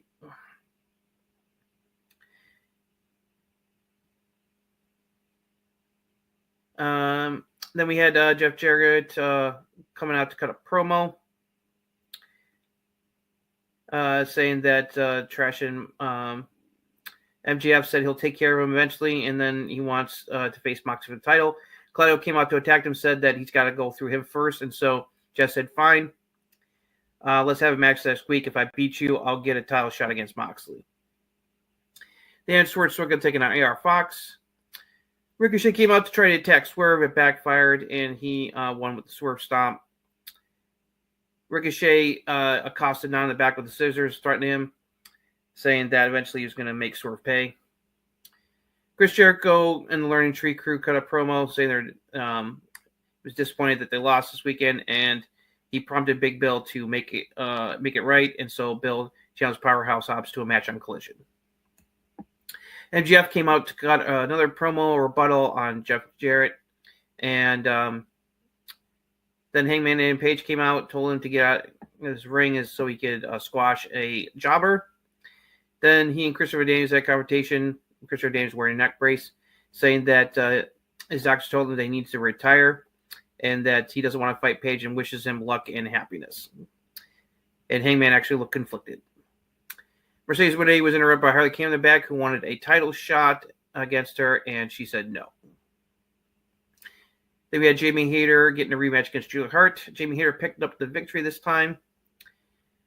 Jamie cut a promo after the match complimenting Julia, saying that though she doesn't like her, she's tough, and that if she wants a rubber match, let her know. Powerhouse Hobbs accepted Big Bill's challenge, said he'll be waiting for him in the Jacksonville parking lot. What's left of the House of Black said that they're no longer following anyone, and that it was a start of a new era for the three of them. This pretty much confirms Malachi Black is gone. Then we got to our main event. Adam Copeland Cope taking on the Bastard Pack. Cope won with a TKO. Death Riders were shown in the back having tied up FTR and attacked the Rock and Roll Express, including giving them a concerto. Then they went out to attack Copeland. He tried to fight back. Jay White came out, tried to help, but the numbers were still too much, and they got left laying. Close out the show. So that's all that happened on this week's episode of AEW Dynamite. Jamie Hayter won. That was cool. That was a positive. I understand what you're saying with Private Party, and it's more on AEW booking them, and no one. The booking completely failed Private Party. This entire title run they failed them booking wise. So as bad as I felt for them losing the titles after only 4 months, that was the only call. It was the right call because the Hurt Syndicate's over it. They're one of the few acts that's really over right now in AEW. Yeah. So it made sense that they won the tag titles. I just feel bad for Private Party because they got fucked by bad booking. Yeah. But that was the right call. That's the thing is like, I'm like, it was the right call. I was like, I didn't want Private Party to lose, but it's like, the Hurt. You have to put the belts on them. You have to. They're the heels, and the fans were telling Shell and Benjamin one more time. It's like that tells you all you need to know. Yeah, it's not good. That opening segment. I mean, I was expecting Kenny and Will to team up so quickly, but I'm not mad about it. Well, when push comes to shove, when you're under attack, you kind of like it makes you kind of like, let's put a lot of our past and petty issues aside here. We have a common enemy here. We need to go kick ass, and so I felt that worked. I did like the fact that first guy was like, dude, it's like you fucking Tiger Driver me and then hit me in the head with a screwdriver. It's like I'm supposed to forget that. Appreciated that. But, hey, when push comes to shove, it's like sometimes you got to put that shit aside. And it's like, so that opening segment, I loved everything about it. And that was pretty much the highlight of the show because after that, the show, especially after Hurt Syndicate won the tag titles, I felt the show just went. It was like that first hour was like at the top of the roller coaster, and then everything afterwards was right down into like. Bleh. It was such a random match between Swerve and AR too. Exactly. That was completely random. It's like it was kind of like, well, we need to give Swerve a match. It's like no one gives a fuck. No one gives a fuck about AR Fox. I'm sorry, nothing against the guy. It's like it was more about the Swerve Ricochet stuff, which I'm glad that they're going for it with Ricochet. It's kind of working. I'm willing to. I told you it's working. It's working for me. It's starting to win me over. The other segment that I did enjoy, just because it's different, and I like to see where it goes, but just with AEW, it just feels like, oh, I like to see where it goes, and then it goes nowhere. Is what Christopher Daniels did with Hangman. I think this is leading toward Hangman going back to babyface. Yeah, because he was even like thrown off. Yeah, he was completely thrown off. Like it's like you could see on his face him thinking like, I just retired him and I didn't want to do that. Yeah. So now he's starting. I think this is the start of Hangman going back to being a babyface. I think this is the catalyst. And please do Hangman MGF feud. They have not feuded ever before. Yeah. Please give me that. Because right now what MGF's doing, don't give a fuck. No. And I'm a soft spot for Double J right now, and clearly the fans love him, but he's not going to be beating Moxley for the title. One of two things is going to happen. Either MJF is going to cost him the match against Claudio next week, or he wins that match, but then he screws him in the match against Moxley out of the title, and then they're going to feud. Yeah. They're going to have a match. What do you think about the vignette for Brody and Buddy and Julia? More confirmation that Black is gone. Yeah. But I'm interested to see what their new is. Are they still going to be the House of Black, or what are they? The word online was that both Buddy and Brody trademark something called like Hounds of Hell or Hellhounds or something. So they're definitely doing a name change. They're not going to be House of Black. Okay, because those three together just work so well. I'm glad that they're kind of sticking together and basically kind of like we're starting over. Yeah. And it was very clear, like where things are about to change. Like we're not going to be doing the same old House of Black shit. Yeah. And plus, you know what, Jamie Hayter kind of like did his thing, just like what Ospreay did with Buddy Mice. Like, be like you can be better than this. It's like you're good. You don't need to pull, you know, the mist and another shit. I like that. It's like I need Jamie here to do more of that because I feel like she's gotten completely disrespected ever since she's been back. It's like she's been in limbo. I feel she's better than that. She's a former champion. They're outside of the building toward Mariah May, Tony Storm at Grand Slam. It's like the other side is a complete mess. It's like there's no credible challengers for Mercedes right now. Like I like Harley Cameron. She's funny and entertaining. Not going to buy her as a threat to take the title from Mercedes. No. I did like the fact that Mercedes was in a shoot. Like you haven't won a match in like forever. No, you don't deserve to get a title shot. Go away. I'm like, that's what it's like. I wish we could see more of that because a lot of times Tony throws people out there and talk about just like, didn't they? I mean, they've been losing a lot recently. Why are you giving them a title? I mean, Jeff Jarrett. Like, why? Just because you're Jeff Jarrett? Exactly. That's the other thing. It's like, at least they had the Claudio come out and be like, you got to go through me to get to Moxley. Right. But do you notice like that MGF, even as a heel, but even though he's a heel, he's not as over as he used to be. You see it, right? Yeah. They're fucking him up. Yeah. I don't know if it's the booking or he's not putting in like the effort. I don't know. I don't think he's phoning it in. I just think that the booking, the whole stuff with the Adam Cole, well, I'm glad that's finally over with. That completely I think derailed him right now. Plus, he wasn't even in that feud that was dead in the water because he was filming Abigail. You expect him to be back in the world title picture. Instead, he's feuding with Jeff Jarrett. And it's like, why you want... It's like, I'm sorry. Feuding with Jeff Jarrett is a waste of MJF's time. It is. But it's nothing against Jeff Jarrett. I think they're just trying to... put more... Put the fans a little bit more behind Jeff Jarrett. And so showing that, like, why was MJF go after Jeff Jarrett? Oh, because we're trying to push Jeff Jarrett to be a main... But actually seem like a threat to Moxley. So let's have him also tussle with just so they can really, and then, even though it's Jeff Jarrett, he's been doing it forever. You still need to buy it. So this was a way to sell. That's the only thing I can think of. You may be onto something there. The other thing is that then the main, I was expecting Pac versus Edge to be a lot better than that. That was just an okay match. Yeah. It also didn't help that the fans were not heavily invested in the match. The Death Rider stuff is death. Are they getting heel heat when they come out? Are they getting booed out of the building like Dominic Mysterio style? No. It reminded me. That tells you all you need to know right now. This is not working. It reminded me Tony, of. It's not working. This whole storyline is not working. You better do something soon. But it's like because otherwise your ratings are still going to keep.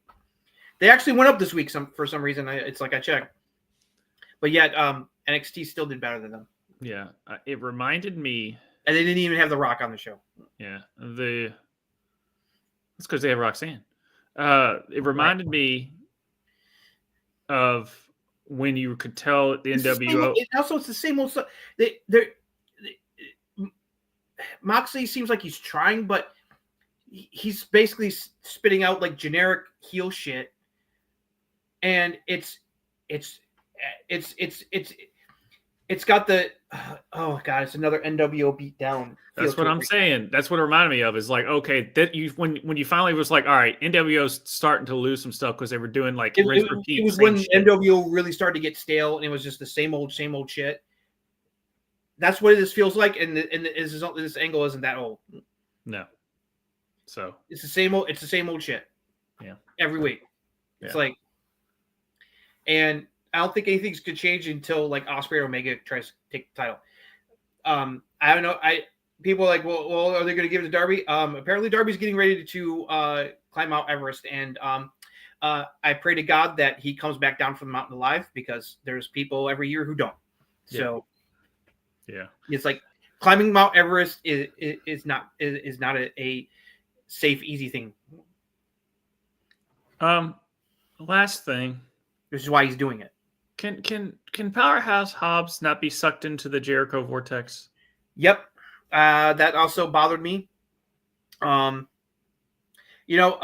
the fact that there was. I didn't come up with that name, by the way. That was a Wrestle Talk that they said that, and I cannot not. I was like, that's perfect. That's a perfect name for it. Yeah, the JD was ranting about it, the Jericho vortex, on his review last night, Dynamite, about it too. And I forgot to didn't mention this earlier because usually Collision is pretty black, but they really went with this. They really went into the stupid on Collision, where you saw at the end of last week's Dynamite where they Pillmanized Hobbs' leg. On Collision, he still was going to do the 12-man tag match. Like everything was fine. And then midway through the show, Jericho and the Learning Tree goons attack him, take a baseball bat to his leg to take him out of the match. And then what happened? He still ends up going out in the match, limping on one leg, and he wins the match for the babyfaces by pinning Brian Keith. Well, yeah, because he's a powerhouse. If you're going to do that, why the hell did you do the Pillmanization? Because that Pillmanization, he no-sold it. Yeah. It's AEW. They no-sold a lot. They no-sold a lot of things. That's where this is what people are complaining about. Even like the diehard AEW people are starting to be like, this is getting ridiculous. This makes no fucking sense. No. This is what we're talking about. It's like that there's no continuity there. That makes no effing sense. It's like, no. But hey, if you want to give Hobbs more wins, have him beat Big Bill. Yeah, have him do that. All right. So this show started out really good, and then like the second hour just went off a cliff. So yeah, that's the thing. They just can't. Outside of the Jamie Hayter Julia match, which I thought was good, that second hour was just. Well, in the Hangman Christopher Daniels thing, I thought that was that worked. But like the main event match was a disappointment, and then everything that happened afterwards was just like, yeah. All right, NXT. It's the typical roller coaster Dynamite. It's like, here's the good, and then there's good and there's bad. And you know what you're getting into at this point. At least much you know what until something changes where Tony lets other people book the show. Yeah. So. Okay, let's talk about. Let's go. We're gonna close on a good note here with NXT. Although there's some issues with this NXT overall, I still like this episode. And then we'll talk about Saturday Night's main event briefly. So, yep. All right, here's a recap what happened in this week's episode of NXT. Corey Graves was back with Vic Joseph, Booker T at the commentary desk this week. Opening match was North American title match. Tony D'Angelo defending against Rich Holland. Sean Spears came out, tried to get involved in the match. His lackeys, Nico and Brooks Jensen, attacked Stax Crucifix on the outside. While the ref was distracted, Izzy Dame came out and gave Tony an assist, kicking Rich Holland in the head, allowing Tony to hit him with the spine buster to pin him and retain the title. And Izzy afterwards said that her and Tony are now even. Wesley hanging out with his new buddies, Tyreek and Tyson in the back, is happy down Lennox and talk trash about Trick. Trick responded by punching him in the face, and they had to be separated. Bayley came out to cut a promo, talking about her recent issues with Roxanne. Roxanne has been showing up this past week on both SmackDown and Raw, following her and messing with her. She wants to help Roxanne, but she needs to have some sense knocked into her.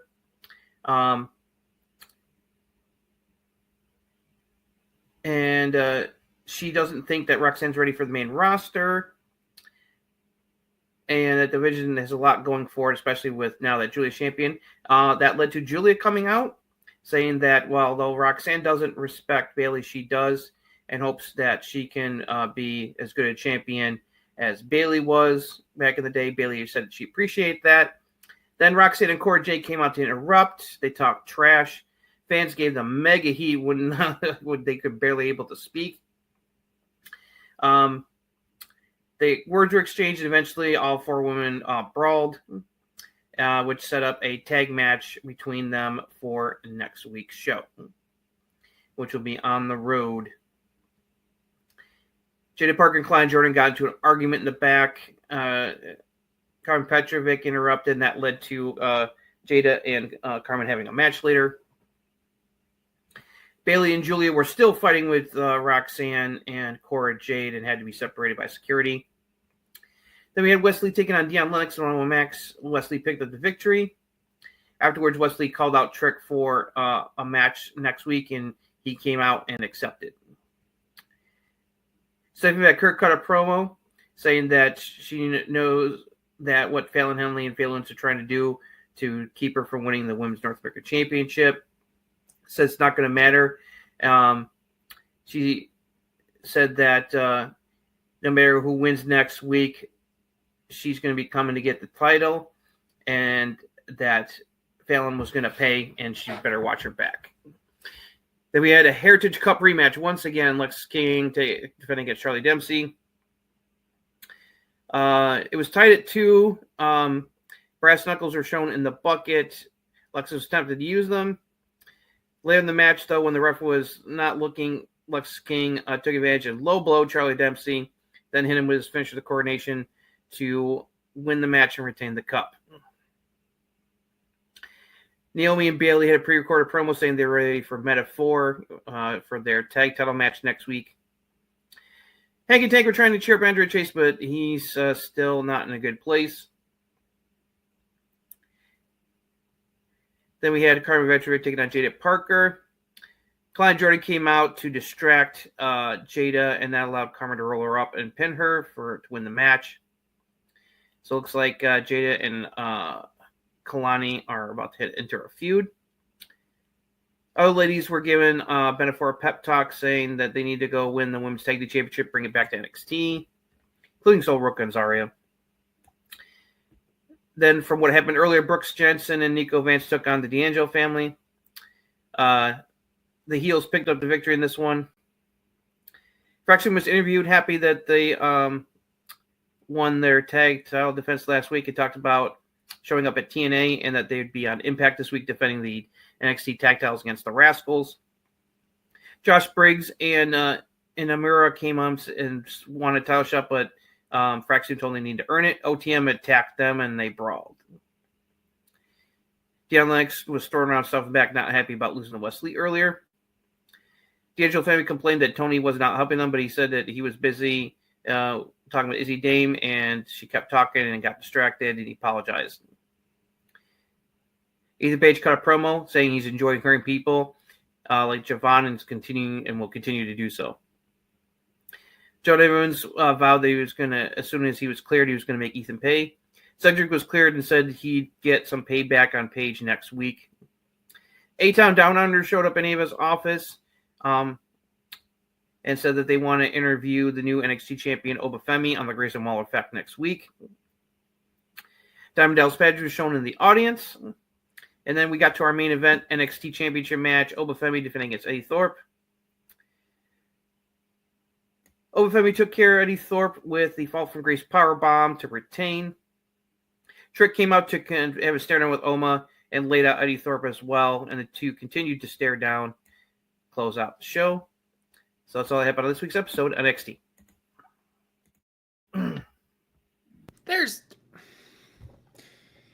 If there's an equivalent of being on Cloud 9 as a wrestling fan, that segment was Cloud 9. And if you didn't think that I'm the only one that was that excited, their ratings peaked at that segment. Yes. So it's that is collective of knowing how to book, having the right talent, and how you booked SmackDown and Raw to lead into NXT was pure, utter chef's kiss. Yeah, total chef's kiss. It was a slow escalation to amp up this feud. And then when I just thought it was going to be, Bayley and Roxanne having a face off, no, let's just throw effing Julia in it and Cora. Because it's like she's got her besties back right now. Still. And I was surprised Cora said, because you aren't as good of an NXT champion as her. I was like, wow, she really just like gave she gave Roxanne props. I'm like, okay. Yep. Yeah. I was not expecting that line. Yeah, no, I was like, it's like, yeah, she was like saying like that Roxanne was a better NXT Women's Champion than Bayley was, which is no, I loved everything about the whole thing. If you don't follow Bayley on social media, she's tweeted out a lot about Julia and Sporgia. She's a big fan of Julia. Yeah, and so this is definitely like. Yeah, Bayley's figure was somewhere. It's like, I don't know if this was her idea or it's like HBK and Triple H were like, hey, would you be interested in doing this? And she was probably like, fuck yes. Because she's getting to help put Roxanne over and she's getting to work with both Roxanne, Julia, and Cora Jade all at the same time. Yeah. So, no, it was a nice new wrinkle because I was like wondering like, okay, when are we going to get, all right, are we going to get a singles match soon, or are they going to try to save that for like maybe like Vengeance Day, which would make sense? Yeah, looks like they're saving it for Vengeance Day because next week they got the tag match, and then after that it's the Rumble. Oh yeah, Roxanne's going to be in the Rumble.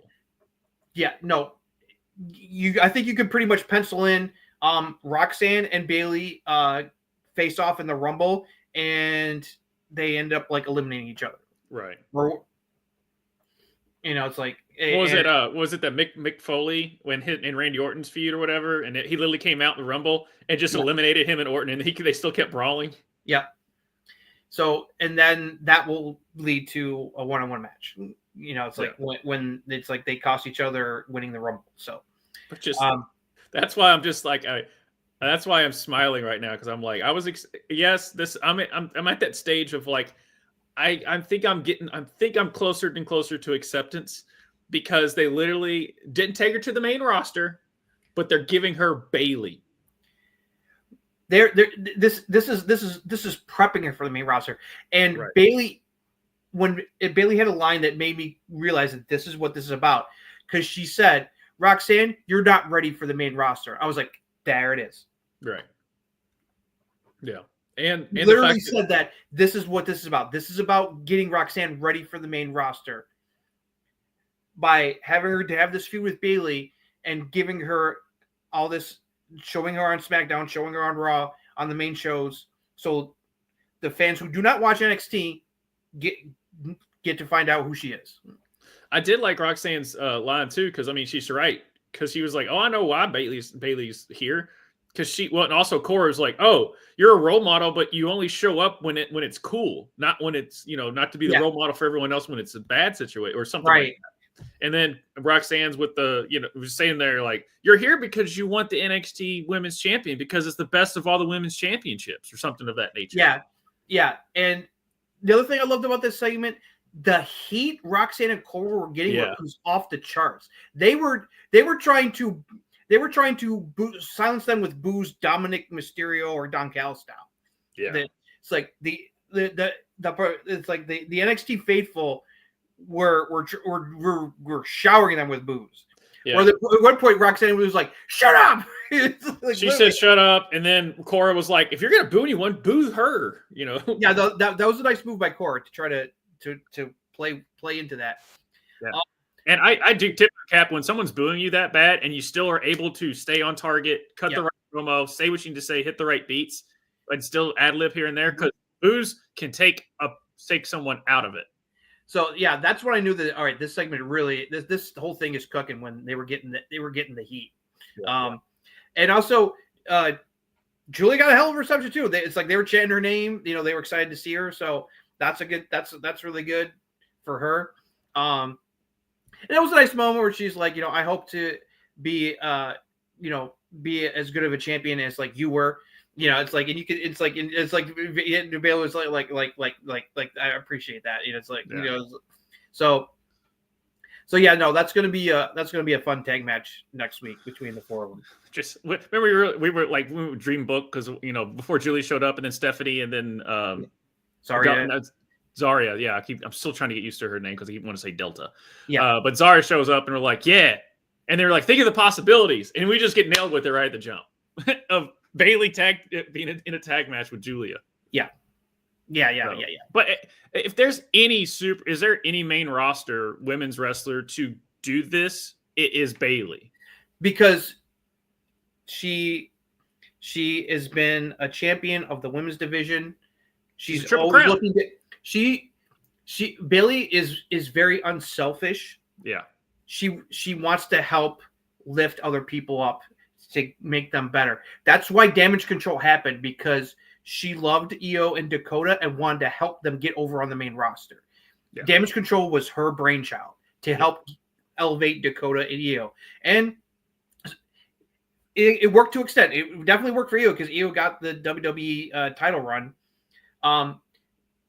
Dakota's slowly getting there. I think this might be her year where she finally gets some singles gold. You know, I think that her going into the finals against Lara for the women's intercontinental and then putting on that match. Yeah, that was. I think that was the first step into her finally getting her due. Yeah, but you know, it's like look at, you know, she's done for Tiffany. It's like Naya, you know, and now she's doing this program with Roxanne to help elevate Roxanne to get her ready to be on Raw. So I think she's moving to Raw. We're probably not going to, because Bayley's now officially moved over to Raw with the transfer window. Because let's see, Braun left Raw, went to SmackDown. The Wyatts are also moving to SmackDown. Bayley has moved from SmackDown to Raw. So we're probably going to see one or two, maybe a little transfers. I think I want Drew to move over to SmackDown permanently. We'll see. But if this continues, I think Raw's where Roxanne's probably going to end up, because Bayley's that's where Bayley is now. So sadly, we're probably not going to see Roxanne again on SmackDown tomorrow night. But we'll see if they do something on Raw ahead of the tag match on NXT next week. So yeah, and it shows. This shows that what they're doing, just having Roxanne show up for a 0.5, brings eyeballs. Yep. To NXT. Yep. So it's like you don't need The Rock. Yeah. All you need is the Prodigy. That's what I've been saying for 4 years. And Cole and Wade Barrett were putting over Roxanne. You're like, you know, that's the. It's like Ray Barrett's like, that's the Prodigy, former NXT Women's Champion. And he's like, you know, it's like. Speaking about commentary. Oh, that's right. Corey Graves returned. So I'm not surprised. They obviously work things out behind the scenes. Everything's cool now. Yeah. So someone showed a meme of like someone standing there, and it was like Corey Graves, happy to be here, and then his back is someone has a gun to his back. In that nature. I'm glad that they didn't address it. That would have made things a little awkward. Just like, well, hey, he's back. I'm happy to be here. Yeah, I think. Yep, I definitely don't think it was a work anymore. Yeah, and I think you could tell Corey was definitely more into the show this week. His commentary work. You know, it's funny. I've been wondering why Zarya hasn't been doing a lot of matches for the last couple of weeks. And apparently people were commenting enough about it on X, where she tweeted out that, be patient, guys. Things are, there's reasons. Don't worry. I'm okay. Maybe she's got like a minor injury. You know, who knows? It's like, you know, it's basically saying, don't worry, everything's okay. So, you know, it's like, it's unfortunate sometimes they have to come out and have to say something. You know, it's like, but I also like, it was funny. I love how not only the whole Bayley thing is feeling this feud with Roxanne that's is kicking up a couple matches. But she name dropped other people that she's excited about the women's division. She name dropped Jada Parker and Kalani Jordan. I love how Jada's like, it's like I appreciate the shout out. Jada's got it though. Like that's it. Doesn't. It's very obvious they're hiring her because they keep giving her like it's like they had the feud with Vice. Now they're transitioning her to feuding with Kalani. This is obviously fueling the slow burn of Kalani heel turn because Jada's definitely the fans really like Jada. She's kind of like in a tweener mode. I consider Jada's kind of like a tweener where the fans like her, but she's not like a complete baby face. She's got like an edge to her. You know, it's like so. I'm fine with that because I kind of like she's got the personality where you can buy her in like a tweener mode. You know, it's like, you know, she can be a bad guy or a good guy. It's like it depends on the week. But yeah, that I don't care about the Carmen Petrovic and Shantae Down storyline. That's silly, but yeah, forget about it. I don't know what's going on with the Sean Spears stuff. I want it to go somewhere. It's been spinning its wheels for a while.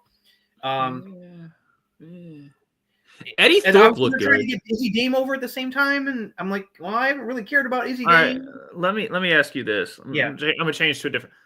What are they doing to my boy Wesley? What are we doing here? We're just doing matches, and I feel like he has no direction now. I would say something, but it would spell something to happen on Impact tonight. Don't. Oh, damn it! You now. Oh. Okay. All right. Okay. If you all I'll say is watch the Impact highlights. Okay. You might see your boy. Just when I thought they couldn't do anything dumber, you totally redeem yourself. Because this just yes. All right. Okay. Feel better now. Yeah. Feel better. If you're saying my mood's going to change based on what happened on Impact, okay, I'm good. I know exactly what you're saying, and I'm excited now. All right, moving on. Now you made me excited. Eddie Thorpe looked good. He did. He got to look good before Obafemi took care of him. Yeah. I still don't care for Rich Holland. I just don't. I'm glad that Tony just beat him and that's over with. Yeah, I just don't care. And even his thing was like, oh, because it feels like the Sean Spears thing is the more long-term feud for him. I wonder if it'd be very interesting. I'm trying to decide if there is there a possibility they could have Tony be the one to take the title from Obafemi, like he took the North American title from him eventually. Yeah. You're literally like you're the Don, right? Shouldn't the Don be the NXT champion? Tony has won every men's title in NXT except that heavyweight, the NXT title. He's current North American champion. He was tag champions with Stax. He had the Heritage Cup for a while as well. So he's earned all the major the tag and all the singles men's titles except for the big one. Right. And I could see that that shows the fact that he's like won multiple titles. So they definitely they see something in him. He's gotten a lot better because remember, I used to think he was like just a stereotypical Italian mobster thing, but he's won me over. It's like and the fans like him. It's like he developed a really good personality that the fans connect to. You know, once he finally did when him and Oba him and Oba's feud was great, but once he went into the I don't think I can do it anymore. Like when he had that little bit of a character, they did the whole Rocky ripoff, thing, but it just because like that was and it was well done. Yeah, it was, and he was the only one. You're like, and after that and all this stuff, I'm like, I finally can buy someone beating Oba, and it was Tony. Yeah. So that's just shout out to HBK of how to present a threat to someone who's a move like a force that is Oba. But it's just like where I believe that it's like if he's booked right, he could do well in the main roster. If you book him right. If you book him right, it's tough. I'm not going to sit there and be like, it's all about the booking. Yeah, because with him, it's all about the booking. Oba, I don't think you can screw that up. No. Oba's gonna crush it when he gets to the main roster. Yeah, it's kind of like Braun Breaker's. Like this feels like when Braun, first won the NXT title from Ciampa. I was like, oh god, when he gets to the main roster, he's gonna kill it, and he has. Yeah, he has. What was the other? So they're definitely gonna set up Trick challenging Oba one more time before he gets called up. Is Lexus and Dempsey done? Was this a blow off? I think so for now. Because he's keeping the cup, but the game is like, where does no quarter go from here? The storyline is slowly going over especially because he cheated to win this match. Yeah. So he's like, I want to be a good guy, but it's so easy to cut the corners when it's like, because I don't want to lose. He's still being tempted by the dark side. It's like he gave into it a little bit this week. So, I'm glad that they're giving him a storyline. It's like I wonder if Regal's going to come back into the picture at some point, because I think Regal. The Nux being in there, that was definitely done by Regal. That's Regal's being the devil on his shoulder, and he gave into the devil instead of the angel this week. So, is that going to continue, or is like if they keep this like where he's like struggling not to cheat, but it's like he gives in like a little bit like this, then it's like okay, I'm you got my attention. It's like all right.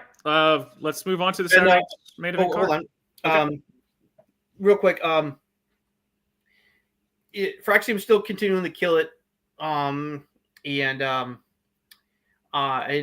it looked like them and the Rascals had a good match tonight. I'll have to look at the full highlights later. Because it's like, because we're doing the show, so it could be like take a quick peek here and there. No, and I like. Are they live for or just was just a one-off? I think only this week. They're going to be taping next week's show tonight. Okay.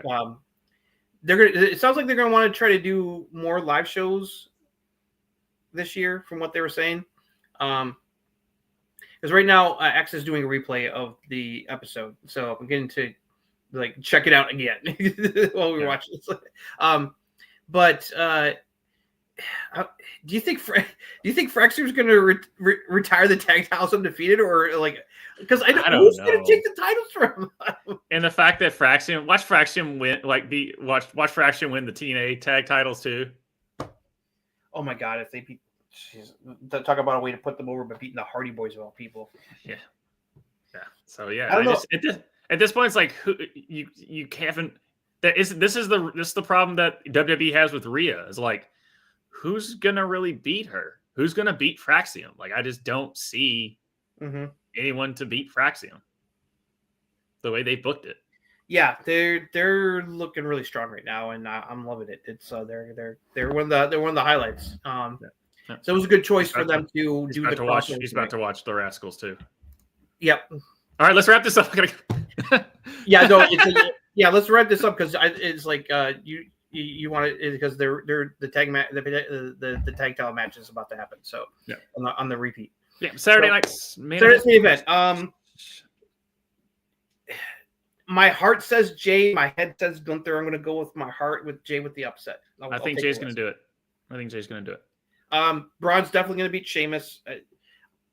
It would make sense to save Sheamus winning the Intercontinental title finally at Mania. Yeah. And then you can have Braun, because once Braun drops this, he's moving into the world title picture, and he's going to eventually win the world title. Yeah. They could have it two ways. I could see Braun either winning Money in the Bank or King of the Ring to get his title shot later this year. So I think that's definitely, he's going to get one. He's going to get his world title shot either by Money in the Bank or King of the Ring win. Rhea's definitely not losing the world title to Nia. So that's an easy pick. Braun versus Jacob. I said it's Jacob, dude. I think Jacob's going to have Jacob win to put him over, just like they had Bronson Reed go over Braun. They kind of had him go with the whole the tsunami onto the cart, but then when they did the last man standing match, Seth helped screw Bronson to part of their feud. So yeah, I could see them giving Jacob. Do you think it'll be a clean win or not so clean? So Tama is gonna do something. LA Knight's gonna come out, take Tama away, and then they're gonna figure it out from there. Okay, and then we got contract signing between Cody and Kevin Owens, moderated by HBK because they're in his hometown of San Antonio. So, right. And Jesse the Body will be back on the show again. Nice. He confirmed it today that he's going to be on the show. So that should be fun. So yeah, it's like it was all about the Prodigy this week on WDT. She's all over the place. And you see the ratings, guys. There's a reason. I'm just saying, there's an outlier. Tall. I mean, maybe Bailey. Maybe you could say Bailey. I don't know. They had a better overall rating for this week's episode than when The Rock showed up on New Year's Eve. Yeah, I think the Prodigy Bailey feud probably had something to do with it. It peaked when and it wasn't like Bailey's never been on multiple television shows years and years and years. Yeah. The only outlier is Roxanne Perez. So looking forward to that tag match next week and the continuation of the Roxanne Bailey feud, which has been very, very good so far. Yeah. So thank you everyone for joining us, and join us next Thursday. We're going to be basically doing maybe some Royal Rumble predictions, surprises, all the shows in the Saturday's main event, and do a little Rumble preview. There, and then obviously on February 1st we will be doing a live watch along for the Royal Rumble. It's honestly, it's probably my favorite of the PLEs. And WrestleMania is great, but there's something about the Rumble that I am so excited. Just the anticipation, the surprises, all that stuff. I just always get so excited for the Rumble.